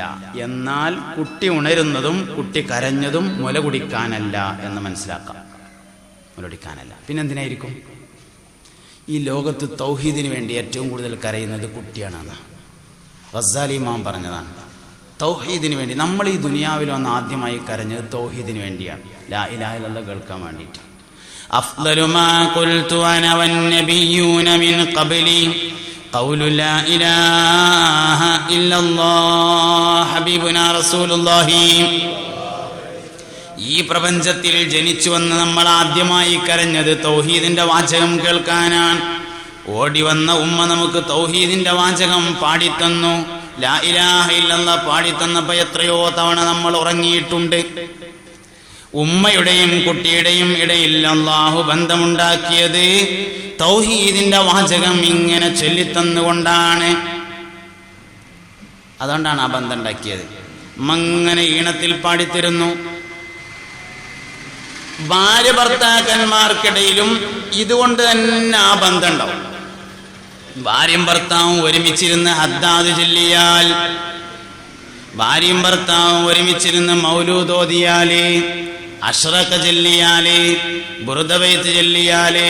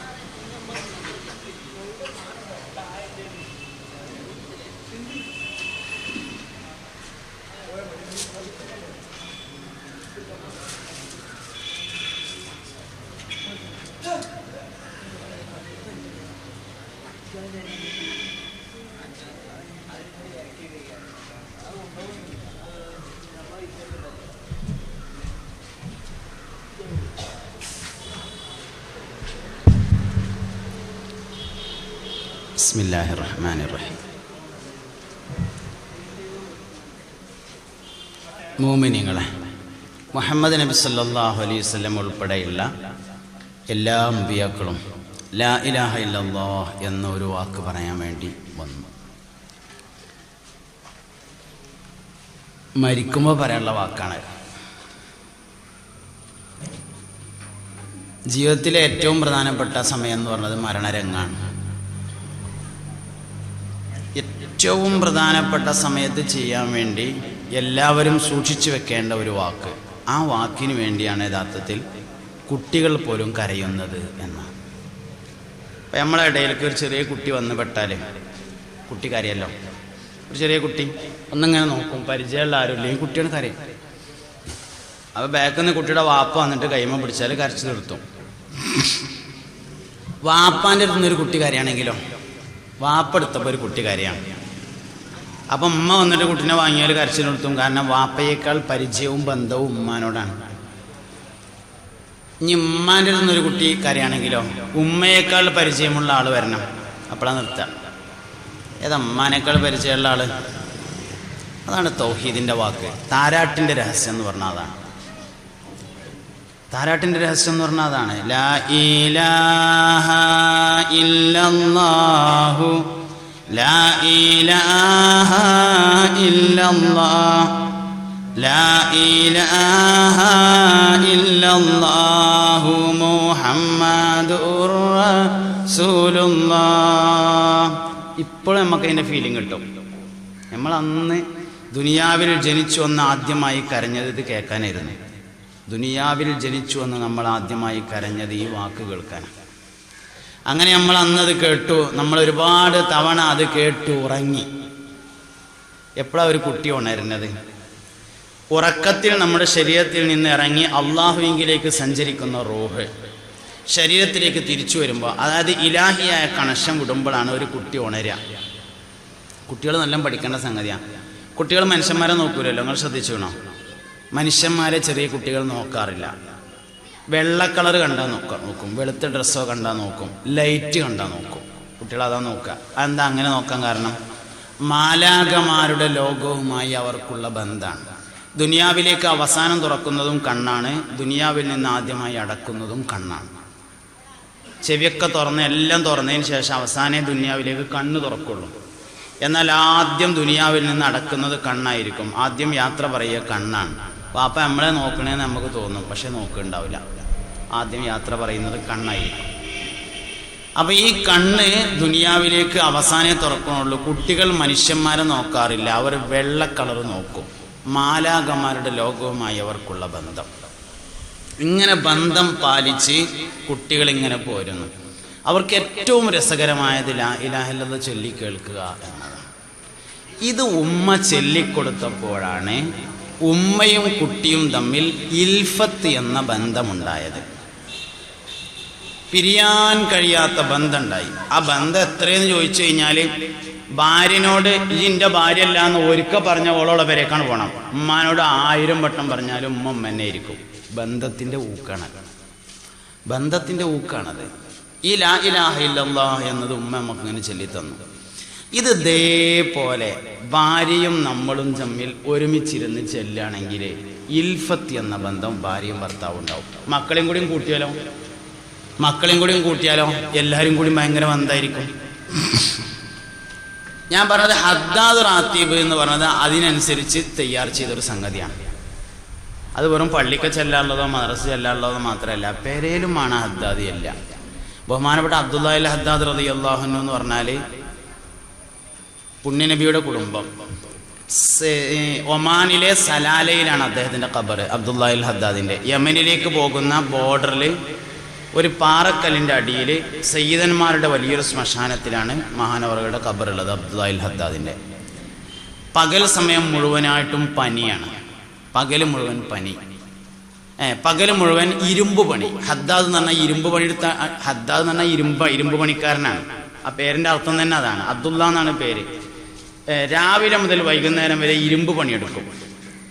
രാത്രിയായാൽ വൈകുന്നേരമായാൽ നേരം വരുന്നതുവരെ പനിക്കും, അതിശക്തമായ പനി. അങ്ങനത്തെ ഒരു മനുഷ്യൻ. നാട്ടുകാർ അദ്ദേഹത്തോട് ചെന്നിട്ട് അവരുടെ പ്രയാസങ്ങളും വേവലാതികളും പറഞ്ഞപ്പോൾ അദ്ദേഹം ഉണ്ടാക്കി കൊടുത്തതാണ് ഹദ്ദാദ് റാത്തീബ് എന്നത്. എളുപ്പത്തിൽ ചെല്ലാൻ പറ്റുന്നത്. അതിൽ ഓരോ ദിക്റും വളരെ പ്രധാനമാണ്. ഈ അള്ളാഹുവിൻ്റെ ഈ 8 നാമങ്ങൾ ചേർത്തൊരു ദിക്റുണ്ടായില്ല. ഞാൻ ഉദാഹരണത്തിന് ഒന്ന് പറയാം. 8 നാമങ്ങൾ ചേർത്ത, ഈ ഇസ്ലാമിൽ മാത്രമല്ല ലോകത്തെ ധാർമ്മികത പ്രചരിപ്പിക്കുന്ന എല്ലാ പ്രസ്ഥാനക്കാരും 8 നാമങ്ങൾ ചേർത്താണ് പറയാറുള്ളത്. എല്ലാ മതങ്ങളിലും അതുണ്ട്, 8 നാമങ്ങൾ ചേർത്ത്. ഇസ്ലാമിലും അങ്ങനെ തന്നെയാണ്. അള്ളാഹുവിൻ്റെ 8 നാമങ്ങൾ ചേർത്ത് ഭയങ്കര രസകരമായ ഒരു ദിക്റാണ്. യാ അലിയു യാ കബീറു യാ അലീമു യാ ഖദീർ യാ സമീഉ യാ ബസീറു യാ ലത്തീഫു യാ ഖബീർ യാ അലിയു യാ കബീറു യാ അലീമു യാ ഖദീറു യാ സമീഉ യാ ബസീറു യാ ലത്തീഫു യാ ഖബീർ. ഇങ്ങനെയല്ല, ഇങ്ങനെ ഓരോ ദിക്റ്. ഇതിങ്ങനെ ഒരുമിച്ചിരുന്ന് ചൊല്ലിയാൽ ഭാര്യ, ഭർത്താവ്, മക്കള് തമ്മിൽ ഹൃദയബന്ധം, അതായത് ഇൽഫത്ത് എന്ന ബന്ധം ഉണ്ടാവും. ഉമ്മാനി നമ്മളും തമ്മിലുണ്ടായത് ഈ ബന്ധമാണ്. ഉമ്മയും നമ്മളും തമ്മിലുണ്ടായത് ഈ ബന്ധമാണ്. താരാട്ടുപാടിത്തുന്ന ബന്ധമാണ്. അതാണ് ഇതേ ബന്ധം ഭാര്യ ഭർത്താക്കന്മാർക്കിടയിൽ ഉണ്ടാക്കാൻ വേണ്ടി കഴിയും, മക്കൾക്കിടയിൽ ഉണ്ടാക്കാൻ വേണ്ടി കഴിയും. അതിനൊക്കെ നമുക്കൊരു ഒഴിവാണെന്ന് മാത്രം. നമ്മൾ ഹർത്താലിൽ അന്ന് പോലും പെരയിലിരിക്കൂല. ഹർത്താലുള്ള ദിവസം എന്ന് പറഞ്ഞാൽ നാടൻ കോയിന് അറക്കാനും പെരയിലിരിക്കാനും കുട്ടികളൊപ്പം ചോറിക്കാനുള്ള ദിവസമാണ്. എന്നാൽ പോലും നമ്മൾ പെരയിലിരിക്കൂല. അന്ന് എന്തെങ്കിലും ബൈക്കൊപ്പിച്ചിലെടുക്കലും പോകാൻ പറ്റുമോ നോക്കും. അന്നെങ്കിലും ഒന്ന് പെരയിലിരുന്നിട്ട് കുട്ടികളൊപ്പം ഒന്ന് ചോറിക്കണ്ടേ, നമ്മൾ ഭാര്യൻ്റെ ഒപ്പം ഒന്ന് ചോറിക്കണ്ടേ. കൂടിയിരുന്ന് ഭക്ഷണം കഴിക്കുക എന്നുള്ളത് വളരെ പ്രധാനപ്പെട്ട ഒരു കാര്യമാണ്. ഒരുമിച്ചിരുന്ന് ഭക്ഷണം കഴിക്കുക. എല്ലാ നിരക്കും ഒഴിവുള്ള ദിവസമെങ്കിലും നന്നായിട്ടൊരു പുതിയ ഭക്ഷണമൊക്കെ ഉണ്ടാക്കിയിട്ട് നല്ലൊരു വലിയ തളികയിലാക്കിയിട്ട് എല്ലാവരും ആ ചുറ്റുവറിയിരുന്ന് കണ്ട് ഒന്ന് ഭക്ഷണം കഴിച്ചൊരു വർത്താനൊക്കെ പറഞ്ഞു കണ്ട്, അതിനൊന്നും നമുക്ക് നേരമില്ല. എന്നാൽ നമുക്ക് സ്വർഗത്തിൽ ഒപ്പാവും വേണം. രണ്ടും കൂടി നടക്കൂല. ഇതിന് നേരമുണ്ടെങ്കിൽ അവിടെ ഒപ്പാവാൻ പറ്റും. സ്വർഗത്തിൽ ഏതായാലും ഒപ്പാണ്, അള്ളാഹു ഒപ്പാക്കി തരട്ടെ. ഒന്നാമത് വേണ്ടത് ആഗ്രഹമാണ്. ആഗ്രഹിച്ചാവും. ഒരു വക്ത് നിസ്കാരം ഖളാ ആയാലേ 50,000 കൊല്ലം ഭാര്യയും ഭർത്താവും പിരിയണം. 5 കൊല്ലം നമുക്ക് പിരിയാൻ പറ്റില്ലല്ലോ. 5 കൊല്ലം പിരിയാൻ പറ്റാത്ത നമ്മളും നമ്മുടെ ഭാര്യയും ഒരു വക്ത് നിസ്കാരം ഖളാ ആയാൽ 50,000 കൊല്ലം കാണാതിരിക്കണം മഹ്ശറയിൽ. ഓരോ വക്തിനും അങ്ങനെയാണ്. അതിലാണ് യഥാർത്ഥത്തിൽ സങ്കടം വേണ്ടത്. അതിലാണ് നമുക്ക് വിഷമം വേണ്ടത്. അതിൽ വിഷമിച്ചവരാണ് യഥാർത്ഥത്തിൽ നമ്മുടെ മുൻഗാമികൾ എന്ന് കാണാൻ പറ്റും. സ്വർഗം വലിയൊരു സംഗതിയാണ്. ഒരിക്കൽ ഒരു സഹാബി വന്നിട്ട് നബി തങ്ങൾ ഇങ്ങനെ നോക്കി നിൽക്കുകയാണ്. കുറെ ഇങ്ങനെ നോക്കി നിന്നപ്പോൾ അള്ളാഹുവിൻ്റെ റസൂൽ ചോദിച്ചു, അമ്മാ ബാലുക്കും, എന്താ എൻ്റെ പൂതീന്ന്? അമ്മാ ബാലുക്കും എത്തന്യപ്പം എൻ്റെ പൂതി എന്നാണ് അതിനെ മലയാളത്തിൽ കൊടുത്താൽ അതിൻ്റെ അർത്ഥം. കുറേ നേരമായില്ലേ ഇങ്ങനെ നോക്കിക്കണ, എന്താ എൻ്റെ പൂതിന്ന് ചോദിച്ചു. അപ്പോൾ ആ സഹാബി പറഞ്ഞു, നബിയേ, ഇവിടെ നിന്നുകൊണ്ട് നിങ്ങളുടെ സൗന്ദര്യത്തെ ആസ്വദിച്ച് എനിക്കിങ്ങനെ നിൽക്കാം. സ്വർഗത്തിൽ എല്ലാവരും എത്തിയാൽ തന്നെ നബിയെ നിങ്ങൾ വലിയ ദറജയിലും ഞങ്ങൾ വേറെ എവിടെയെങ്കിലും ആയിരിക്കും. ഇങ്ങനെ നോക്കി നിൽക്കാൻ കഴിയുമോ നബിയെ എന്ന് ആലോചിച്ചപ്പോൾ എനിക്കിവിടെ നിന്ന് പോകാൻ കഴിയുന്നില്ല. സ്വർഗം നമ്മുടെ ഒരു ചിന്താവിഷയം തന്നെ ആണില്ല. യഥാർത്ഥത്തിൽ നമ്മൾ ആഗ്രഹിക്കുന്ന എല്ലാ സാധനവും സ്വർഗത്തിലുള്ളതുകൊണ്ടാണ് നമുക്ക് ആഗ്രഹം വരുന്നത്. ഇപ്പോൾ നമുക്ക് കുട്ടികളോട് നല്ല ഇഷ്ടമല്ലോ. കുട്ടികളോട് നല്ല ഇഷ്ടമാണ്. എന്താ കാരണം? കുട്ടികൾ സ്വർഗത്തിലുണ്ട് എന്നുള്ളതാണ് അതിൻ്റെ കാരണം. കുട്ടികൾ സ്വർഗത്തിലുണ്ട്. യതൂഫു അലൈഹിം ബിൽദാനും മുഖല്ലദൂൻ ബിഅക്വാബിൻ വഅബാരീഖ വകഅസിൻ മിൻ മഈൻ. ഖിദ്മത്തിനായി കാണാമതിൽ ചില കുട്ടികൾ, കാഴ്ചക്ക് കൗതുകമേറും സുന്ദര മുത്തുകൾ. സ്വർഗത്തിലുണ്ട്. അതാണ് എല്ലാവർക്കും ചുവന്ന റോസാപ്പൂ ഇഷ്ടല്ലേ? ചുവന്ന റോസാപ്പൂ എല്ലാവർക്കും ഇഷ്ടല്ലേ? എന്താ കാരണം? ചുവന്ന റോസാപ്പൂ സ്വർഗത്തിലുണ്ട് എന്ന് മാത്രമല്ല, സ്വർഗത്തിൽ അള്ളാന്റെ റസൂലിന്റെ ശരീരത്തിന് ചുവന്ന റോസാപ്പൂവിന്റെ മണമായിരിക്കുമെന്ന് ബഹുമാനപ്പെട്ട ഇമാമുനാ തുർമുദി റളിയല്ലാഹു അൻഹു റിപ്പോർട്ട് ചെയ്തിട്ടുണ്ട്. അതുകൊണ്ടാണ് നമുക്ക് അതിനോട് ആഗ്രഹം. പാട്ട് എല്ലാവർക്കും ഇഷ്ടമല്ലേ? പാട്ട് എന്തേ പാട്ട് ഇഷ്ടമാവാൻ കാരണം? ഒരു സഹാബി വര്യൻ വന്നിട്ട് ചോദിച്ചു, അള്ളാഹുവിന്റെ റസൂലേ, സ്വർഗത്തിൽ പാട്ടുണ്ടോ? അഫിൽ ജന്നത്തി സമാഉൻ യാ റസൂലല്ലാഹ്, അള്ളാന്റെ റസൂലേ, സ്വർഗത്തിൽ പാട്ടുണ്ടോ എന്ന് ചോദിച്ചു. നബി തങ്ങൾ പറഞ്ഞു, ഫിൽ ജന്നത്തി സമാ, സ്വർഗത്തിൽ പാട്ടുണ്ട്. ഉണ്ട്. അപ്പം മൂപ്പർക്കൊരു സംശയം, സ്വർഗത്തിലെ പാട്ട് എങ്ങനെ ഇക്കാരം? നബിയെ, സ്വർഗത്തിൽ എങ്ങനെ ഇക്കാരം പാട്ട് എന്ന് ചോദിച്ചു. അതിൽ പറഞ്ഞു, സ്വർഗത്തിലെ പാട്ട് ഹംദ്, സ്വലാത്ത്, തസ്ബീഹ് തുടങ്ങിയവ ചേർന്നതാണ് എന്ന് പറഞ്ഞു. അപ്പൊ നബിയെ, സ്വർഗത്തിൽ വേറെ പാട്ടുണ്ടോന്ന് ചോദിച്ചു. ആ ഉണ്ട് പറഞ്ഞു. അതെങ്ങനെ ഇക്കാരം എന്ന് ചോദിച്ചു. സ്വർഗാവകാശികൾക്ക് പാട്ട് കേൾക്കണമെന്ന് ആഗ്രഹം തോന്നുമ്പോ അല്ലാഹു തആല സ്വർഗത്തിലൊരു പ്രത്യേകമായ കാറ്റുണ്ട്, ആ കാറ്റിനെ വിളിക്കും, എന്നിട്ടൊരു പാട്ട് പാടാൻ പറയും. അപ്പൊ സ്വർഗത്തിലെ മുളങ്കാട്ടിലേക്ക് അത് പ്രവേശിക്കും. അങ്ങനെ സ്വർഗത്തിലെ മുളങ്കാട്ടിൽ ചെന്നിട്ട് അതിങ്ങനെ പാട്ട് പാടുമ്പോൾ, ഞാൻ ഈ ഹദീസ് കണ്ടതിന് ശേഷമാണ് നമ്മൾ മനസ്സിലാക്കിയതനുസരിച്ച് മുള എന്ന് പറഞ്ഞാൽ ഒരു ഉപകാരമില്ലാത്ത സാധനമാണല്ലോ. ഭൂമിയിലെ വെള്ളം വലിച്ചെടുക്കാൻ വേണ്ടി മാത്രമുള്ള സാധനം എന്നാണ് നമ്മൾ കരുതിയത്. പക്ഷെ സ്വർഗത്തിലെ പാട്ട് പാടുന്ന സാധനമാണത്. യഥാർത്ഥത്തിൽ മുള ഇവിടുന്ന് തന്നെ പാട്ട് പാടുന്നുണ്ടല്ലോ. മുള എന്ന് പറഞ്ഞ സാധനം ഇവിടെ നിന്ന് തന്നെ പാട്ട് പാടുന്നുണ്ട്. ഉമർ ഖയ്യാമാണ് മുളയുടെ പാട്ട് ഏറ്റവും നന്നായി വിശദീകരിച്ചത്. ഒരു മുളയിൽ നിന്ന് ഒരു തണ്ട് ഇങ്ങനെ വലിച്ചെടുത്ത് അതിൻ്റെ അടിസ്ഥാന തണ്ടിൽ അത് വെച്ചിങ്ങനെ ഒരുതിയാൽ ഉണ്ടാകുന്ന ഒരു ശബ്ദം തൗഹീദിന് വേണ്ടിയുള്ള കരച്ചിലാണ്. രണ്ടിൽ നിന്ന് ഒന്നിലേക്ക് പോകാനുള്ള ദാഹം, അതാണ് യഥാർത്ഥത്തിൽ മുളയുടെ കരച്ചിൽ എന്ന് ഉമർ ഖയ്യാം പറഞ്ഞിട്ടുണ്ട്. ജിമായിൽ എന്താ ഉള്ളത്? രണ്ടിൽ നിന്ന് ഒന്നിലേക്കുള്ള യാത്രയാണ് ശരിക്കും അതിലുള്ളത്. തൗഹീദാണ് ശരിക്കും അതിലൊക്കെ ഉള്ളത്. അതുകൊണ്ടാണ് അതിന് സ്വർഗീയമായ അമൽ എന്ന് പറയാൻ കാരണം. സ്വർഗത്തിനെ കുറിച്ച്, സ്വർഗീയ സുഖത്തെ കുറിച്ച് പറയുമ്പോൾ ജിമായിനെ കുറിച്ച് പറയാൻ അതാണ് കാരണം. നമുക്ക് എന്തൊക്കെ സാധനങ്ങളോട് ദുനിയാവിൽ ഇഷ്ടം തോന്നുന്നുണ്ടോ അതെല്ലാം സ്വർഗത്തിലുള്ളത് കൊണ്ടാണ് ഇഷ്ടം. പാമ്പിനോട് നമ്മക്കാർക്കും ഇഷ്ടമല്ല, എന്തേ? പാമ്പ് സ്വർഗത്തിലില്ല. തേളിനോട് നമ്മക്കാർക്കും ഇഷ്ടമല്ല, എന്തേ? തേള് സ്വർഗത്തിലില്ല. ഇത് നമ്മൾ ആഗ്രഹമായിട്ട് മാറുമ്പോൾ നമ്മളെ ഷോക്കേസിലുള്ള നരകത്തിലുള്ള എല്ലാ സാധനവും വലിച്ചെറിയണം പോയിട്ട്. സ്വർഗം നമ്മളൊരു ആഗ്രഹമാണെങ്കിൽ നമ്മളെ പ്രവർത്തനം അതിനനുസരിച്ച് വരണമല്ലോ. അപ്പം നമ്മളെ ഷോക്കേസിൽ നരകത്തിലുള്ള കുറേ സാധനം ഉണ്ടാവും. പ്ലാസ്റ്റിക്കിൻ്റെ തേള്, പിന്നെ റബ്ബറിൻ്റെ പാമ്പ്, അതൊക്കെ എടുത്തെറിഞ്ഞിട്ട് വല്യപ്പ പണ്ട് ഒതുണ്ടാക്കിയെന്ന ഓടിൻ്റെ കിണ്ടില്ലേ അട്ടത്ത്, അത് എടുത്തിട്ട് കൊണ്ടുപോയിട്ട് നല്ല പൊടിയൊക്കെ ഇട്ടിട്ടൊന്ന് വരതിയിട്ട് ഉഷാറാക്കിയിട്ട് കൊണ്ടുവയ്ക്കുക. എന്തേ കാരണം? കാരണമാണ് വേണ്ടത്. എന്താ കാരണം? സ്വർഗത്തിൽ കിണ്ടിയുണ്ട് എന്ന് ഖുർആനിലുണ്ട്. യതൂഫു അലൈഹിം വിൽദാനും മുഖല്ലദൂൻ ബിഅക്വാബിൻ വഅബാരീഖ വകഅസിൻ മിൻ മഈൻ. സ്വർഗം നമുക്ക് പൂതി ഉണ്ടെന്ന് വന്നാൽ പോരാ, പൂതി ഉള്ളതിനനുസരിച്ച് പ്രവർത്തനമാണല്ലോ. പൂതി ഉള്ളതിനനുസരിച്ച് പ്രവർത്തനം വേണം. അതുകൊണ്ട് ഈ അമൽ സ്വർഗത്തിലേക്കുള്ളതാണ്. കുടുംബജീവിതം എന്ന് പറഞ്ഞാൽ സ്വർഗത്തിലേക്കുള്ളതാണ് ശരിക്കും. അതിൽ ഓരോ കാര്യങ്ങൾ നോക്കിയാൽ അത് കിട്ടും. ഓരോ കാര്യങ്ങളും സ്വർഗത്തിലേക്കുള്ളതാന്ന് കിട്ടും. ഇബ്രാഹിം നബി അലൈഹിസ്സലാം ദുആ ചെയ്തു, റബ്ബി ലാ തുഹ്സിനി ഹീന യുബഅസൂൻ യൗമ ലാ യൻഫഉ മാലും വലാ ബനൂൻ ഇല്ലാ മൻ അത്തല്ലാഹ ബിഖൽബിൻ സലീം. എൻ്റെ റബ്ബേ, ലാ തുഹ്സിനി, എന്നെ നീ ടെൻഷനാക്കരുത്, ഹീന യുബഅസൂൻ, ബീസത്തിന്റെ നാളില്, യൗമ ലാ യൻഫഉ മാലും വലാ ബനൂൻ, മക്കളും മുതലും ഉപകാരം ചെയ്യാത്ത ദിവസമാണത്. ആർക്കും ഉപകാരം ചെയ്യൂല എന്നല്ല, ഇല്ലാ മൻ അത്തല്ലാഹ ബിഖൽബിൻ സലീം, ഖൽബുൻ സലീമോടുകൂടെ അള്ളാഹുവിങ്കിൽ ചെന്നവനല്ലാതെ. അപ്പൊ ഖൽബുൻ സലീമോടുകൂടെ ചെല്ലണം. എന്തിന്? സ്വർഗത്തിലും മക്കളെ കൊണ്ട് ഉപകാരം കിട്ടാനേ. അപ്പൊ മക്കൾ സ്വർഗത്തിലേക്കുള്ളതാണ് എന്നർത്ഥം. മുതലും സ്വർഗത്തിലുള്ള തന്നെയാണ്. അള്ളാഹു തആല നമുക്ക് മുതൽ തന്നിട്ടുള്ളത് അള്ളാഹു തആല നമുക്ക് നാവ് തന്നിട്ടുള്ളത് ദിക്ർ അല്ലാനാ. അള്ളാഹു തആല നമുക്ക് സമ്പത്ത് തന്നിട്ടുള്ളത് സ്വർഗം വാങ്ങാനാ. അള്ളാഹു തആല നമുക്ക് മക്കളെ തന്നിട്ടുള്ളത് സ്വർഗം വാങ്ങാനാ. ഈ ലോകത്ത് അള്ളാഹു നമുക്ക് എന്തൊക്കെ ചെയ്തു തന്നിട്ടുണ്ടോ അതൊക്കെ സ്വർഗത്തിന് വേണ്ടി ചെയ്തു തന്നതാണ്. നമ്മളെ നിഅമത്തും ബർക്കത്തും റഹ്മത്തും റാഹത്തും സലാമത്തും ഒക്കെ ദുന്യാവായി മാറിയെന്ന് മാത്രം. മോന് ഗൾഫിലാണ്, ഓനവിടെ ഭയങ്കര നിയമത്താണെന്ന് പറഞ്ഞാൽ എന്നും കോയിട്ടുന്ന അതിനർത്ഥം വെച്ചേ നമ്മൾ. വാപ്പ ഗൾഫിലാണ്, അവിടെ ഭയങ്കര റഹ്മത്താണെന്ന് പറഞ്ഞാൽ ഇഷ്ടംപോലെ പൈസ ഉണ്ട് എന്ന് നമ്മൾ അർത്ഥം വെച്ചത്.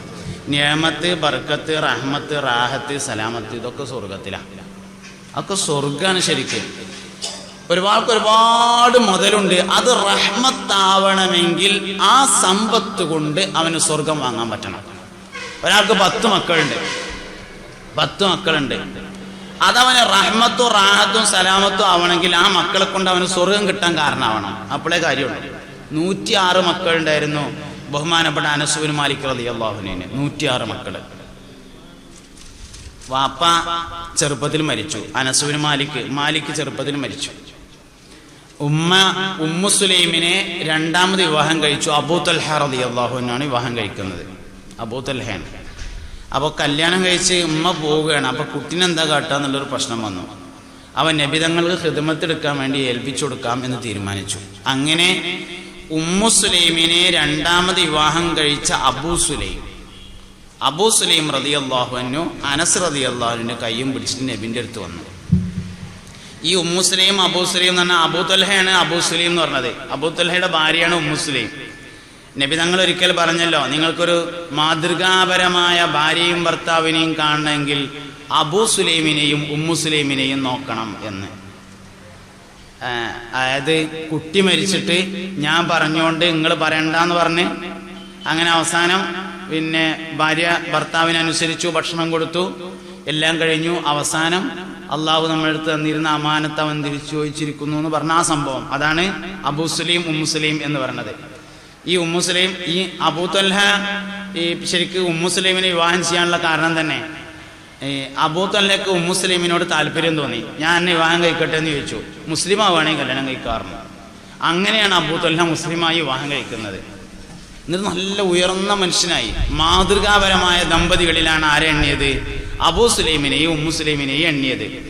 ഈ ഉമ്മു സുലൈം എന്ന അനസ് റളിയല്ലാഹു അൻഹുവിന്റെ ഉമ്മ രണ്ടാമത് കല്യാണം കഴിച്ച് അബൂ തൽഹയുടെ കൂടെ പോണ സമയത്ത് അനസ് റളിയല്ലാഹു അൻഹു നബി തങ്ങൾക്ക് ഉണ്ടായി കൊടുത്തു.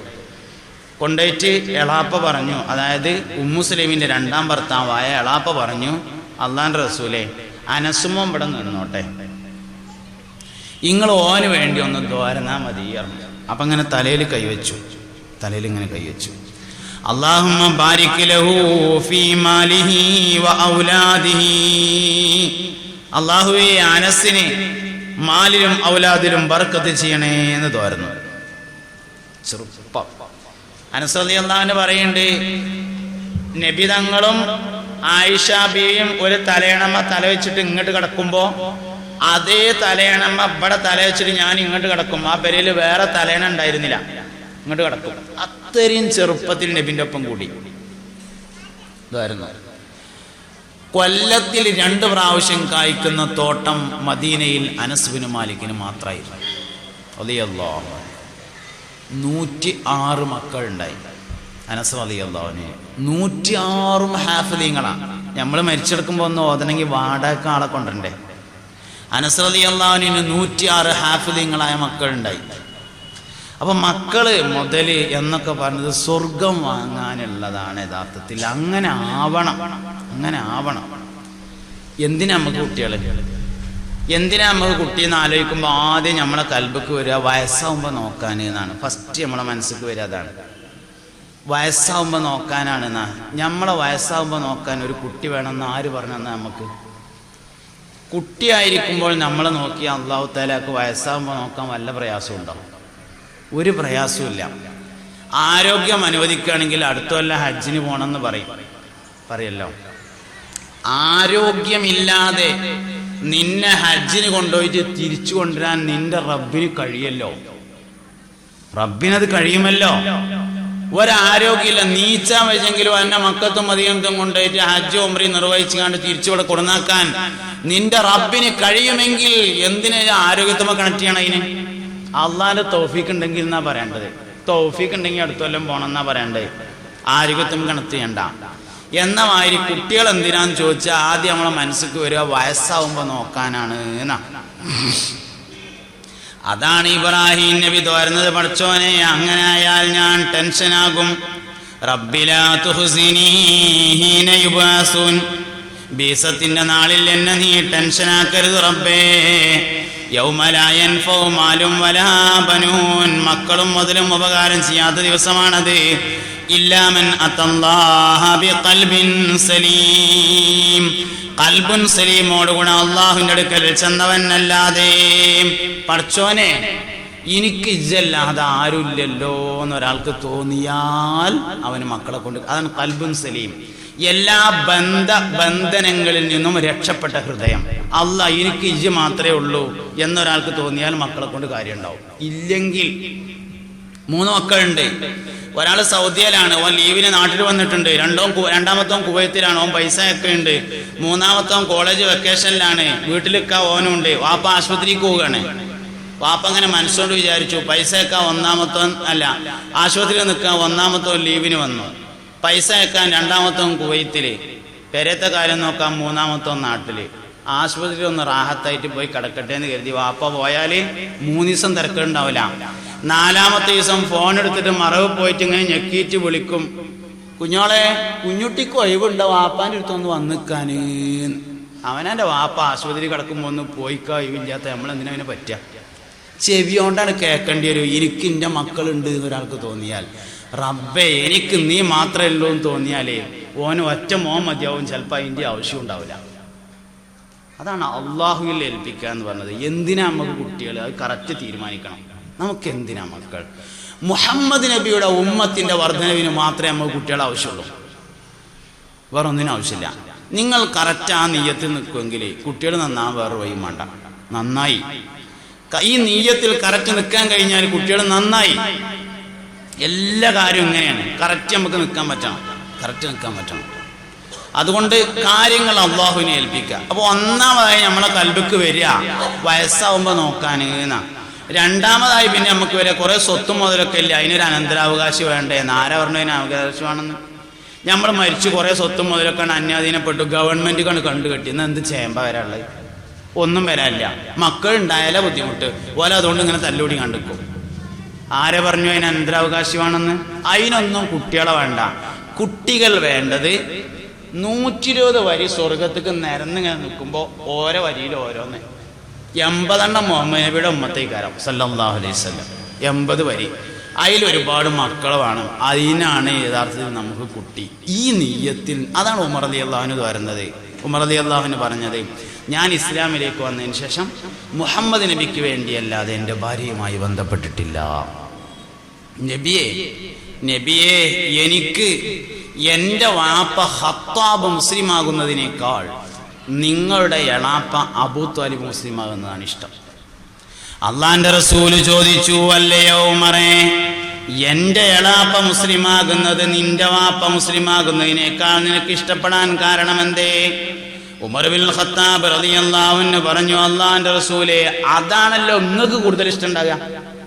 ഇങ്ങക്ക് നിങ്ങളെ എളാപ്പ മുസ്ലിമാണല്ലോ കൂടുതൽ ഇഷ്ടം, അതുകൊണ്ട് അതന്നെയാണ് എൻ്റെ ഇഷ്ടം എന്ന് പറഞ്ഞു സയ്യിദുനാ ഉമർ ബിൻ ഖത്താബ് റളിയല്ലാഹു. അതുകൊണ്ട് മക്കൾ നന്നാവണം, അത് വലിയൊരു ആഗ്രഹമാണ്. അത് നമ്മളെ നിയ്യത്ത് ആദ്യം നന്നാക്കണം. അള്ളാഹു തൗഫീഖ് ചെയ്യട്ടെ. നമ്മൾ സമസ്തക്കും അതിൻ്റെ അനുബന്ധ സംഘടനകൾക്കും ഒക്കെ ഖിദ്മത്ത് എടുക്കുന്നത് ആഖിറം സലാമത്താവാനാണ്. വേറെ നമുക്ക് യാതൊരു ലക്ഷ്യമില്ല, വേറെ ലക്ഷ്യമില്ല. ഇതിന് നേതൃത്വം നൽകിയ ആളുകൾ ആ വലിയ മഹത്വം ഉൾക്കൊള്ളുന്ന ആളുകളാണ് എന്ന് മനസ്സിലാക്കിയിട്ടാണ് നമ്മൾ ഇതിൻ്റെ പിന്നിൽ അണിനിരന്നിട്ടുള്ളത്. അവരെ നമുക്ക് കാണിച്ചു തന്ന പാതക യഥാർത്ഥത്തിൽ അതാണ്. ബഹുമാനപ്പെട്ട സമസ്തയുടെ സ്ഥാപകൻ ബാലവി വരക്കൽ മുല്ലക്കോയ തങ്ങൾ നമുക്ക് വളരെ വലിയ നേതൃത്വം നൽകിയ മഹാനായ ശംസുൽ ഉലമ, ഇങ്ങനെയുള്ള വലിയ വലിയ മഹത്തുക്കൾ, അവരുടെ പിന്നിൽ നമ്മൾ ഇങ്ങനെ പോകുമ്പോൾ നമുക്ക് റൂട്ട് തെറ്റൂല. ഇതൊരു കറക്റ്റ് വഴിയിലൂടെയാണ് പോയിക്കൊണ്ടിരിക്കുന്നത്, കറക്റ്റ്. അതുകൊണ്ട് ഞാൻ പറഞ്ഞത്, മക്കളെ എല്ലാവരും സമസ്തയുമായി അടുപ്പിക്കണം. അത് വളരെ പ്രധാനപ്പെട്ട ഒരു കാര്യമാണ്. സമസ്തയുമായി അടുപ്പിക്കണം. കേരളത്തിലെ മുസ്ലിങ്ങളുടെയും അഹ്ലുസുന്നത്തി വൽ ജമാഅത്തിൻ്റെയും അവസാനത്തെ വാക്കിനെയാണ് സമസ്ത എന്ന് പറയുന്നത്. അതിനാണ് സമസ്ത എന്ന് പറയുന്നത്. സമസ്ത ഇവിടെ ഒരുപാട് ഖിദ്മത്ത് ചെയ്യുന്നുണ്ട്. അതൊന്നും ഇപ്പം നമ്മൾ എണ്ണി പറയേണ്ട കാര്യമൊന്നുമില്ല. ഹജ്ജിന് പോണ ആൾക്കാർ ഇപ്പം നമ്മളൊക്കെ തന്നെ സൗദിയിലൊക്കെ ചെന്ന മക്കത്ത് ചെന്ന് ഹറമിലൊക്കെ ചെന്നാൽ അവിടെ തൂണിൻ്റെ ചോട്ടിൽ ഖുർആൻ പഠിക്കുന്ന ആൾക്കാരുണ്ടാവും. അവിടെ അങ്ങനെ ഉത്തരേന്ത്യയിൽ നിന്ന് വന്നവർ ഫാത്തിഹ ശരിയാക്കുന്ന കാണാം. ഫാത്തിഹ അവർക്ക് തെറ്റാണ്. അല്ലെങ്കിലോ പാഠം കുൽഹുവല്ല അതിൽ 3-4 തെറ്റെന്ന് പറഞ്ഞ മാതിരിക്കാരോ ഫാത്തിഹ തന്നെ 5-6 തെറ്റുണ്ടാവും. എന്തായാലും കേരളത്തിലുള്ള ഒരു കുട്ടിക്ക് അതിൻ്റെ ആവശ്യമില്ലല്ലോ. തമിഴ്നാട്ടിൽ കൂടെ സിയാറത്തിന് പോകുമ്പോൾ നല്ല തലയെക്കെട്ടും താടിയും നീളം കുപ്പായുള്ള ആൾക്കാർ റോഡ് സൈഡിൽ ഇരുന്നിട്ട് മൂത്രയിച്ചാൽ മനരിക്കാൻ നീച്ചു പോകും. ഓൽക്ക് അറിയില്ല മൂത്രയിച്ചാൽ എന്താ വേണ്ടതെന്ന്. നമ്മളൊരു 3-ാം ക്ലാസ് പഠിക്കണേ അല്ലെങ്കിൽ 2-ാം ക്ലാസ് പഠിക്കണേ 7 വയസ്സുള്ളൊരു മോനെ വിളിച്ചിട്ട് മോനെ മൂത്രയിച്ചാൽ എന്താ ചെയ്യേണ്ടതെന്ന് ചോദിച്ചാൽ വെള്ളം കൊണ്ട് മരിക്കണം എന്ന് പറയും. മോനെ വെള്ളം കിട്ടിയില്ലെങ്കിൽ എന്താ ചെയ്യാന്ന് ചോദിച്ചാൽ കല്ലുകൊണ്ട് മരിക്കണം എന്ന് പറയും. അത്രയും കറക്റ്റാണ്, അത്രയും കറക്റ്റാണ്. ഒരു 45, 50, 60 വയസ്സായ ഒരാൾക്ക് 55-ാമത്തെ വയസ്സിലാണ് ഒന്ന് നന്നാവണമെന്ന് തോന്നിയത്. ആരോടും ചോദിക്കാതെ ഓനെ ഒതുണ്ടാക്കി നിസ്കരിക്കാൻ പറ്റും. എന്തേ? സമസ്ത ഓനവിടെ ആദ്യം പഠിപ്പിച്ചു വെച്ചിട്ടുണ്ട്.